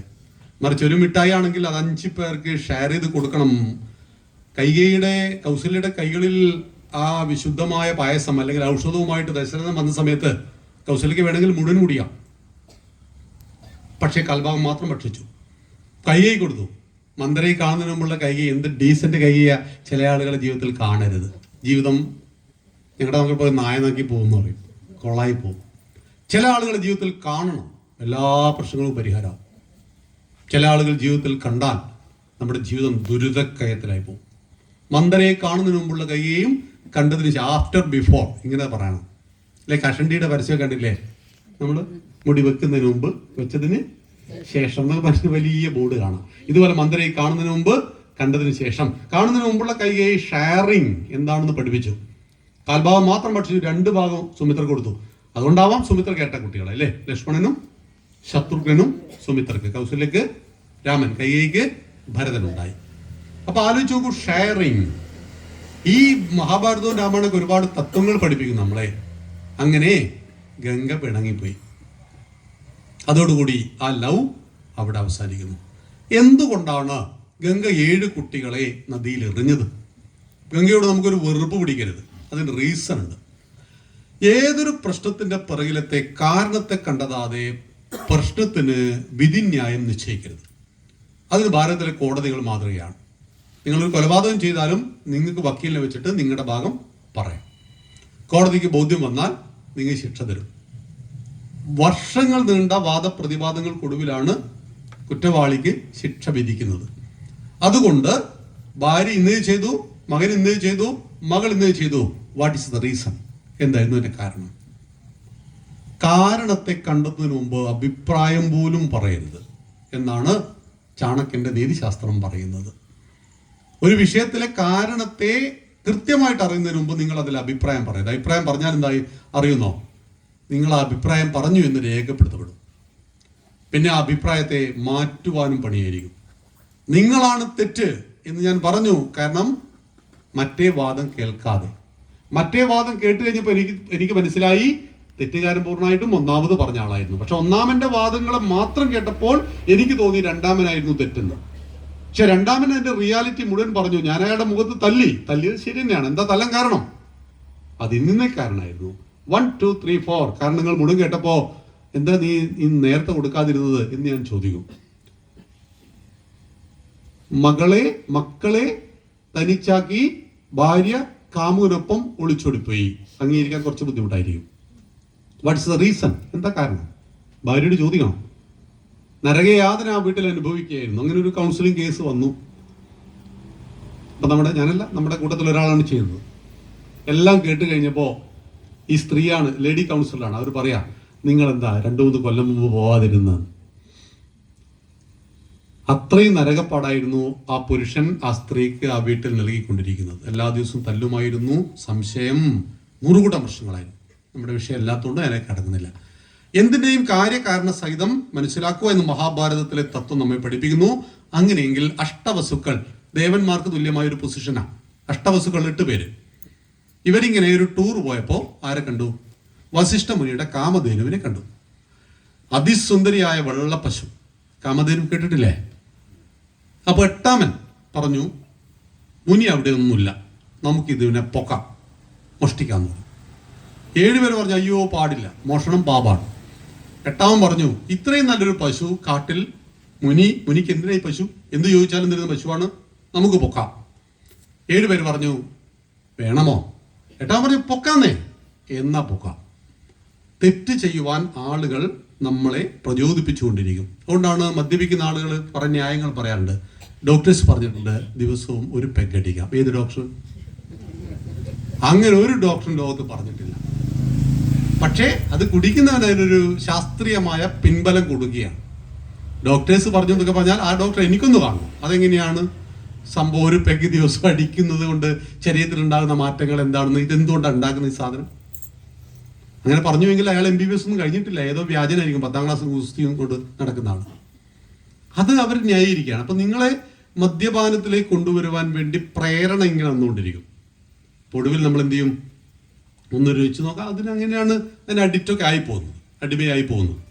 ഇതുപോലെ 8ാമൻ 7 പേര് തെറ്റ് ചെയ്യരുതെന്ന് പറഞ്ഞു. പക്ഷെ 8ാമന്റെ വാക്ചാതുര്യത്തിൽ 7 പേരും അവരെ സപ്പോർട്ട് ചെയ്തു. നമുക്ക് പൊക്കാം. അതാ ചില നെറ്റ്വർക്ക് മണി ചെയിൻ മാർക്കറ്റ് കമ്പനീൻ്റെ ആളൊക്കെ വീട്ടിൽ വന്നാണ്ടല്ല, വരണ്ടവൻ വരണം, ബാങ്കിലെ പൈസ മൊത്തം എടുത്ത് നമ്മളെ കൊടുക്കും. എന്നിട്ട് അയ്യോ എൻ്റെ 20 ലക്ഷം പോയി എന്ന് പറഞ്ഞിട്ട് നമ്മൾ തന്നെ നിലം വിളിക്കും. ഞങ്ങളുടെ നാട്ടിൽ നിന്ന് എന്താണ് അതിൻ്റെ പേര് എന്നോട് മറന്നുപോയി, ഒരു വീട്ടിൽ നിന്ന് 10 ലക്ഷം രൂപയ്ക്കാണ് പോയത്. നല്ല സാമർഥ്യമുള്ള ആളുകൾ വന്നു കഴിഞ്ഞാൽ നമ്മൾ എന്ത് ഊരി കൊടുക്കും? വാക് സാമർത്ഥ്യത്തിന് അങ്ങനെ പ്രാധാന്യം. അത് ഏറ്റവും കൂടുതൽ ആളുകളെ പറ്റിക്കുന്നത് മലയാളി രാവിലെ എണീക്കുന്ന തന്നെ എന്നെ വന്നാരെങ്കിലും പറ്റിക്കൂ എന്ന് പറഞ്ഞിട്ടാണ്. എത്ര പറ്റിക്കൽ കമ്പനിയാണുള്ളത്! എന്തൊക്കെ ആട്, മാഞ്ചി, തേക്ക്. നിങ്ങൾക്ക് വേണ്ടി ഞങ്ങൾ ആട്ടിനെ വളർത്തും. എത്ര ലക്ഷം ആൾക്കാർ കൊടുത്ത് അവൻ ആട്ടിനെ വളർത്തിയാ? ഇല്ല. അപ്പൊ അങ്ങനെ പ്രേരണകൾ, നെഗറ്റീവ് കാര്യങ്ങൾ ചെയ്യുവാൻ. അതുകൊണ്ടാണ് ബീവറേജിന്റെ മുന്നിൽ ഏതാ ക്യൂ? നിങ്ങളുടെ കണ്ണൂരിലൊക്കെ അങ്ങനെ തന്നെയാണ്. ബീവറിന്റെ മുന്നിൽ ക്യൂ കുറവാണ്, അല്ല വലിയ ക്യൂ. മിൽമ ബൂത്തിന്റെ മുന്നിലാണോ ബീവറിന്റെ മുന്നിലാണോ ഏറ്റവും വലിയ ക്യൂ? ബീവറിന്റെ മുന്നിൽ. വിഷുവിന്റെ ആലസൊക്കെ വലുതായിരിക്കും അല്ലേ? നെഗറ്റീവ് കാര്യങ്ങൾ ചെയ്യുവാൻ ചെറിയ പ്രേരണ മതി. നല്ല കാര്യങ്ങൾ ചെയ്യുവാൻ ശക്തമായ പിൻബലം ഉണ്ടാവണം. രാവിലെ 8 മണി വരെ കിടന്നുറങ്ങുവാൻ കുട്ടികളെ നിർബന്ധിക്കേണ്ട ആവശ്യമില്ല, അവർ ഉറങ്ങിക്കോളും. 5 മണിക്ക് എണീക്കണമെങ്കിൽ മുഖത്ത് വെള്ളം തളിക്കേണ്ടി വരും. നല്ല കാര്യങ്ങൾ ചെയ്യുവാൻ നിരന്തരം പ്രേരണ ഉണ്ടായിക്കൊണ്ടേയിരിക്കും. മറിച്ച് ചീത്ത കാര്യങ്ങൾ ചെയ്യുവാൻ ചെറിയ ഒരു മോട്ടിവേഷനേ ആവശ്യം വരുള്ളൂ. കാരണം താമസ ഗുണം എല്ലാവരുടെയും ഉള്ളിലുണ്ട്, അത് പെട്ടെന്ന് പുറത്തേക്ക് വരും. അതുകൊണ്ടാണ് വിദ്യാർത്ഥിക്ക് 5 ലക്ഷണം പറയുന്നത് അല്ലെ? കാകദൃഷ്ടിർ ഭഗദ്ധ്യാനം ശ്വാനനിദ്ര തദൈവച അല്പാഹാരം ജീർണവസ്ത്രം ഏതത് വിദ്യാർത്ഥി ലക്ഷണം. കാക്കയെ പോലെ സൂക്ഷ്മത, കൊക്കിന്റെ ഏകാഗ്രത. ഉറക്കം എന്തിനെ പറയുന്നത്? പോത്തിനെ പോലെയല്ല, പട്ടിയെ പോലെ ഉറങ്ങണമെന്നാണ്. ഉറക്കത്തിലും ഉണർന്നിരിക്കുന്നവൻ പട്ടി. വീട്ടിന്റെ ഗേറ്റിന് ആരെങ്കിലും തട്ടിയാൽ നമ്മളാണോ പട്ടിയാണോ ആദ്യം എണീക്കുക? നമ്മൾ എണീക്കുവോ? ഇല്ല. ആ താള് കയറി വന്ന് നമ്മൾ ചിലപ്പോൾ എണീച്ചു വരില്ല അല്ലേ? അങ്ങനത്തെ ഉറക്കം ഉണ്ടാവും. ശ്വാനനിദ്ര, അല്പാഹാരം, പോഷകസമ്പുഷ്ടമായ ആഹാരം, ജീർണവസ്ത്രം, വസ്ത്രം പരമാവധി കാലം ഉപയോഗിക്കുക, ലളിത വസ്ത്രം. ഏതത് വിദ്യാർത്ഥി ലക്ഷണം. വിദ്യാർത്ഥിന്റെ സുഖം, സുഖാർത്ഥിന് വിദ്യ. വിദ്യാർത്ഥിക്ക് സുഖമില്ല, സുഖാർത്ഥിക്ക് വിദ്യയുമില്ല. ഞങ്ങൾ ഈ ഡിഗ്രി കുട്ടികൾക്ക് വേണ്ടി ഏപ്രിൽ മെയ് മാസങ്ങളിൽ ക്യാമ്പയിൻ നടക്കും. അപ്പോൾ വളരെ രസകരമായ ഒരുപാട് ബിരുദന്മാരുണ്ടാവും. അപ്പോൾ ഒരു ഉദാഹരണം പറഞ്ഞപ്പോൾ ഞാൻ ഒരു പയ്യനോട് പറഞ്ഞു, അവൻ വല്ലാതെ വികൃതി കളിക്കും നമ്മുടെ ക്ലാസ്സിൽ. അപ്പോൾ എന്നോട് പറഞ്ഞു, മോനെ 5 വർഷം കഷ്ടപ്പെട്ടാൽ 50 കൊല്ലം സുഖിക്കാം. 5 വർഷം കഷ്ടപ്പെട്ടാൽ ഇപ്പം നീ ഡിഗ്രി പഠിക്കുകയാണ്, 5 കൊല്ലം നീ ഒന്ന് പ്ലാൻ ചെയ്ത് നന്നായിട്ടൊന്ന് സ്ട്രെയിൻ ചെയ്ത് വർക്ക് ചെയ്ത് നിന്റെ പ്ലാനിങ് ഒക്കെ കറക്റ്റ് ആണെങ്കിൽ നിനക്ക് 50 കൊല്ലക്കാലം സുഖിക്കാൻ പറ്റുന്ന ജോലിയോ കാര്യങ്ങളൊക്കെ ചെയ്യാൻ മുന്നോട്ട് പോകാൻ പറ്റും. നീ 5 വർഷം സുഖിച്ചാലുണ്ടല്ലോ 50 കൊല്ലം കഷ്ടപ്പെടേണ്ടി വരും. നിനക്ക് ഏതാ വേണ്ട? അവന് 2ാമത്തെ മതിയെന്ന്. ഏത് 5 കൊല്ലം സുഖിക്കല്? അച്ഛൻ്റെ മൊബൈൽ നമ്മൾ റീചാർജ് ചെയ്ത് കൊടുക്കണം അല്ലേ? എല്ലാം നമ്മളാണ് ചെയ്ത് കൊടുക്കേണ്ടത്. 5 കൊല്ലം അവൻ സുഖിക്കും, 50 കൊല്ലം എന്ത് ചെയ്യാം? ഞാൻ കഷ്ടപ്പെട്ടോളാം. ഈ വികലമായ കാഴ്ചപ്പാട്. Goal setting 10 വയസ്സിനുള്ളിലാണ്. ഗോൾ സെറ്റിംഗ് ഉണ്ടല്ലോ, കുട്ടികൾക്ക് ഗോൾ സെറ്റ് ചെയ്യണം. 10 വയസ്സിനുള്ളിൽ 15 കൊല്ലം കഴിഞ്ഞാൽ ഞാൻ എന്തായിത്തീരും. ഇപ്പം നമ്മൾ 200 കുട്ടികളെ IAS പഠിപ്പിക്കുന്നുണ്ട്. സങ്കൽപ്പ് IAS നിങ്ങൾ കണ്ണൂരിലാണല്ലോ സങ്കൽപ്പ് IAS. അവരുമായിട്ട് ക്ലബ് ചെയ്തിട്ട് 8ാം ക്ലാസ്സിന് മേലെ പഠിക്കുന്ന 200 കുട്ടികൾക്ക് സിവിൽ സർവീസ്, IAS അല്ല, civil service training. 22 type of civil service ഉണ്ട്. 21 വയസ്സ് പൂർത്തിയാകുന്ന ഏതൊരാൾക്കും സിവിൽ സർവീസ് പരീക്ഷ എഴുതാം. മിനിമം ഒരു ഡിഗ്രിയെ വേണ്ടു. 32 വയസ്സ് വരെ എഴുതാം. 6 പ്രാവശ്യം എഴുതാം. നമ്മുടെ മക്കൾക്ക് IAS ആണ്, കലക്ടർ, പോലീസ് ഓഫീസർ എന്ന് കേട്ടിട്ടില്ലേ? ഇതെങ്ങനെയാവും? നമ്മളെ മാതാപിതാക്കൾ, പ്രത്യേകിച്ച് ഹിന്ദു മാതാപിതാക്കൾ, ഡോക്ടർ, എഞ്ചിനീയർ, ഇതിൻ്റെ അപ്പുറം ഒരു സാധനം അറിഞ്ഞൂടാ, അല്ലെങ്കിൽ BSc നേഴ്സ്. എന്തേ നമ്മുടെ കുട്ടികളെ സിവിൽ സർവീസിന് പറഞ്ഞേക്കണം തോന്നാത്തത്? ബ്യൂറോക്രാറ്റുകളും ഡെമോക്രാറ്റുകളും. ഡെമോക്രസി എന്ന് പറഞ്ഞു കഴിഞ്ഞാൽ ഇപ്പൊ പഞ്ചായത്ത് തെരഞ്ഞെടുപ്പ് കഴിഞ്ഞു, 5 കൊല്ലത്തേക്ക് നമ്മൾ ഇവിടെ ഒരു വാർഡിൽ മെമ്പറെ തെരഞ്ഞെടുത്തു അല്ലേ? 5 കൊല്ലം കഴിഞ്ഞിട്ട് നമ്മൾ പ്രതീക്ഷ രീതിയിൽ അയാൾ വെറുതെ തിരിച്ച് പണി കൊടുത്തൂടെ 5 കൊല്ലം കഴിഞ്ഞാൽ? മറിച്ചൊരു കലക്ടർ 55 വയസ്സ് കഴിഞ്ഞാലേ റിട്ടയർഡ് ആവും. രാജ്യത്തെ നിയന്ത്രിക്കുന്നത് ബ്യൂറോക്രാറ്റുകളാണ്. രാജ്യത്തിന്റെ ഭരണതന്ത്രത്തെ തിരിക്കുന്നത് ബ്യൂറോക്രാറ്റ്. ഡെമോക്രസി നമ്മുടെ മന്ത്രിമാർക്കൊക്കെ ഒന്നും കാര്യമായിട്ട് വിവരങ്ങളൊന്നും വേണ്ട, വിവരമൊന്നുമില്ല. ഉടനെ ശിവൻകുട്ടിയൊക്കെ നന്നായിട്ട് നാട് ഭരിക്കുന്നില്ലേ? അതൊന്നും അറിയുന്നില്ല സംഭവം. അതൊക്കെ ഒപ്പിടാനൊക്കെ നല്ല ആളുകളുണ്ട്. അതിന് വിദ്യാഭ്യാസത്തിന്റെ ആവശ്യമൊന്നുമില്ല. മന്ത്രിയുടെ മണി സാർ 3ാം ക്ലാസ് ആയിരുന്നു. ഞാൻ ഒരു മന്ത്രിയെ അവഹേളിക്കാൻ പറഞ്ഞതല്ല, പക്ഷെ ആ ഡിപ്പാർട്ട്മെന്റ് നന്നായിട്ട് വർക്ക് ചെയ്തു. എന്തുകൊണ്ടാ? അവിടെ ഏറ്റവും സമർത്ഥരായിട്ട് IAS അങ്ങനെയുള്ള ആളുകൾ വരും. അവരായിരിക്കും ഇതിന്റെ മുഴുവൻ കാര്യങ്ങൾ നിയന്ത്രിക്കുക. അപ്പോൾ ഈ ബ്യൂറോക്രാറ്റുകൾ എന്ന് പറയുന്ന വിഭാഗത്തിൽ ധർമ്മിഷ്ഠരായിട്ടുള്ള ആളുകൾ വരണം, രാഷ്ട്രബോധമുള്ള ആളുകൾ വരണം. അതിന് നമ്മൾ ഹിന്ദുക്കൾ എന്ത് ചെയ്യണം? നിങ്ങളത് പ്ലാൻ ചെയ്യണം. അടുത്ത ബാച്ച് തുടങ്ങുമ്പോൾ നിങ്ങൾ IASന്റെ സെന്റർ ഇവിടെയാ, സങ്കൽപ്പ് IAS, കണ്ണൂർ ജില്ലയില്ല. സ്ഥലത്തിന്റെ പേരിനോട് വിട്ടു. ഞാൻ കഴിഞ്ഞ മാസം അവിടെ പോയിരുന്നു. 45 കുട്ടികൾ അവിടെ താമസിച്ച് പഠിക്കുന്നുണ്ട്. ഡിഗ്രി കഴിഞ്ഞ കുട്ടികൾക്ക് അവിടെ താമസിച്ച് പഠിക്കാം. ഭാരതത്തിലെ 60% സിവിൽ സർവീസുകാരെയും സർവീസിലെത്തിക്കുന്ന സംഘടനയുടെ പേരാണ് സങ്കൽപ്പ് IAS. ഡൽഹിയാണ് ആസ്ഥാനം. നമുക്ക് അതിന്റെ വാല്യൂ തിരിയില്ലല്ലേ? നേരത്തെ ഞാൻ കസ്തൂരിമാനെ കുറിച്ച് പറഞ്ഞതുപോലെ നമ്മുടെ കൂട്ടത്തിലെ പ്രസ്ഥാനം സങ്കൽപ്പ് IASലെ ട്രെയിനേഴ്സ് ആണ്. ഭാരതത്തിലെ സിവിൽ സർവീസിലെ 60% ആളുകളെയും സിവിൽ സർവീസിന് യോഗ്യരാക്കി തീർക്കുന്ന ട്രെയിനിങ് സെന്ററിന്റെ പേരാണ് സങ്കൽപ്പ് IAS ഭാരത്. അതിന്റെ ബ്രാഞ്ച് നിങ്ങളുടെ ജില്ലയിലാണ്. എത്ര പേരവിടെ പോയി ഞാൻ ചോദിക്കുന്നില്ല കേട്ടോ, 1-2 ആളുകളെ പോയിട്ടുള്ളൂ. ഓക്കെ, നമ്മൾ അറിയണതൊക്കെ ഇതൊക്കെ ഉണ്ട്. ഞാൻ പറഞ്ഞു വന്നത് കാര്യത്തെ അറിഞ്ഞിട്ട് കാരണത്തെ അറിഞ്ഞ് കാര്യത്തെ വിലയിരുത്തുക. അപ്പോൾ ഇവര് പൊക്കി, പശുവിനെ പൊക്കിയതും വസിഷ്ഠ മുനി കയ്യോടെ പിടിച്ചു. 8 പേരെയും ശപിച്ചു. ഭൂമിയിൽ മനുഷ്യന്മാരായി ജീവിച്ചു പോട്ടെ. ദേവന്മാര് മനുഷ്യന്മാരായി ജീവിക്കാൻ വന്നാൽ 7 സ്റ്റാർ ഹോട്ടലിൽ നിന്ന് തട്ടുകടയിൽ പോയ പ്രതീതിയായിരിക്കും. അതുകൊണ്ട് ഇവർ കരഞ്ഞു കാല് പിടിച്ച് പറഞ്ഞപ്പോൾ ഈ 7 പേരെ പ്രേരിപ്പിച്ചവൻ 8ാമനാണ്. അവൻ ഭൂമിയിൽ മനുഷ്യനായി ജീവിക്കട്ടെ, നിങ്ങൾ ഗംഗയുടെ വയറ്റിൽ ശന്തനു കാരണം ജനിച്ച് തിരിച്ചു വന്നോട്ടെ എന്ന് പറഞ്ഞു. അതാട്ടോ ഇപ്പം ഗംഗയോടുള്ള വെറുപ്പൊക്കെ പോയില്ല. കാരണത്തെ അറിഞ്ഞാൽ ഇങ്ങനെയാണ്. അങ്ങനെ ശന്തനു മഹാരാജാവ് ഗംഗയെ കഴിച്ചു. ഗംഗാദത്തൻ ആ സമയത്ത് കുറെ കാലം കഴിഞ്ഞപ്പോ രാജാവ് സത്യവതിയെ കണ്ടു. അവരോടും പ്രേമം. സത്യവതി മുക്കുവ സ്ത്രീയാണ്. അതിഹൃദ്യമായ സുഗന്ധമുള്ളവൾ, അത്യന്തം മനോഹരി. കണ്ട മാത്രയിൽ പ്രേമിച്ചു, പ്രണയിച്ചു, ഇഷ്ടപ്പെട്ടു, കല്യാണം കഴിക്കണമെന്ന് തോന്നി. സത്യവതിയുടെ അച്ഛനോട് ചെന്നിട്ട് കല്യാണാലോചന പറഞ്ഞു. ആ മുക്കുവൻ പറയുന്നൊരു കണ്ടീഷൻ ഉണ്ട്, രാജാവേ, എന്റെ മകളെ കല്യാണം കഴിക്കുകയാണെങ്കിൽ കുറെ കണ്ടീഷൻ ഉണ്ട്. നമ്പർ 1, എന്റെ മകളിൽ ജനിക്കുന്ന കുട്ടിയെ രാജാവാക്കണം. ചന്ദ്രൻ നോ നോ നോ നോ പറ്റില്ല. ഗംഗയിൽ ഒരു മൂത്ത പുത്രനുണ്ട്, അവനായിരിക്കും സത്യവ്രതൻ, അവനായിരിക്കും ഇല്ലേ രാജ്യത്തിന്റെ രാജാവ്. അത് പറ്റില്ല. അദ്ദേഹം തിരിച്ചു പോന്നു. പക്ഷേ ഈ ഒരു പ്രേമം തലക്ക് പിടിച്ചാൽ ഒന്നിലും ശ്രദ്ധിക്കാൻ കഴിയില്ല. പ്രണയത്തിന് അങ്ങനെ ഒരു കുഴപ്പമുണ്ട്. പ്രണയം മനുഷ്യന്റെ തലച്ചോറിനെ ടോട്ടലി ഡാമേജ് ആയിക്കിടും. അതുകൊണ്ടാണ് ജൂലിയസ് സീസർ, കേട്ടിട്ടില്ലേ, മഹാസാമ്രാജ്യം പോലും ഉപേക്ഷിക്കേണ്ടി വന്നു എന്ന്. അപ്പോൾ അങ്ങനെ അസ്വസ്ഥനായ രാജാവിൻ്റെ പ്രവൃത്തികളും ഭരണവുമെല്ലാം ഡിസോർഡർ ആയ സമയത്ത് മകൻ ചോദിക്കുന്നു, അച്ഛൻ എന്ത് പറ്റി? മന്ത്രിയോട്. മന്ത്രി കാര്യം പറഞ്ഞു. അതിന് അച്ഛന് പെണ്ണന്വേഷിച്ച് ആര് പോകുന്നു? മകൻ ചെല്ലുന്നു. എൻ്റെ അച്ഛനൊരു പെണ്ണ് വേണം, നിങ്ങളുടെ മോളെ കണ്ടിട്ട് ഇഷ്ടപ്പെട്ടിട്ടുണ്ട്, കല്യാണം കഴിച്ചു കൊടുക്കുമോ? അപ്പോൾ പറഞ്ഞു, നിങ്ങളുടെ അച്ഛന് കല്യാണം കഴിച്ചു കൊടുക്കുക. ഞാൻ അപ്പോഴേ പറഞ്ഞല്ലോ, മഹാരാജ്യത്തിന്റെ ചക്രവർത്തിയല്ലേ. നോക്കൂ, ഈ രാജ്യത്തിന്റെ ധാർമ്മിക ബോധത്തിന്റെ തലം നോക്കൂ. ഒരു രാജ്യത്തിന്റെ മഹാചക്രവർത്തിയോടൊരു മുക്കുവൻ വിലപേശുന്നു. ഉത്തര കൊറിയയിൽ കിങ് ജോങ് ഹോങ് എന്ന് പറയുന്ന കമ്മ്യൂണിസ്റ്റ് പാർട്ടിയുടെ ഭരണാധിപൻ ഇന്ന് വൈകുന്നേരം ഒരു പെൺകുട്ടിയെ കണ്ടാൽ അന്ന് രാത്രി ആ പെൺകുട്ടി അയാളുടെ കിടപ്പറയിൽ എത്തിയിരിക്കണം. അങ്ങനെയുള്ള നാട്ടിലാണ് ഇഷ്ടപ്പെട്ട പെണ്ണിനെ കല്യാണം കഴിക്കുവാൻ വേണ്ടി ഒരു മഹാരാജ്യത്തിന്റെ ചക്രവർത്തി മുക്കുവന്റെ കുടിൽ പോയി കേണപേക്ഷിക്കുമ്പോൾ മുക്കുവന് തന്റെ മകളെ കുറിച്ച് അച്ഛനും മകളോട് ബാധ്യതയുണ്ട്, കണ്ടീഷൻ പറയാം. അതാണ് ഭാരതത്തിന്റെ ധാർമ്മിക ബോധം, അതാണ് ധാർമ്മിക വ്യവസ്ഥിതി. രാജാവാണെങ്കിലും അച്ഛന്റെ പദവിയേക്കാൾ വലുതല്ല. ജന്മം നൽകിയ അച്ഛന് മകളുടെ കാര്യത്തിലുള്ള ആ ശ്രദ്ധയെ രാജാവ് അംഗീകരിക്കുന്നു.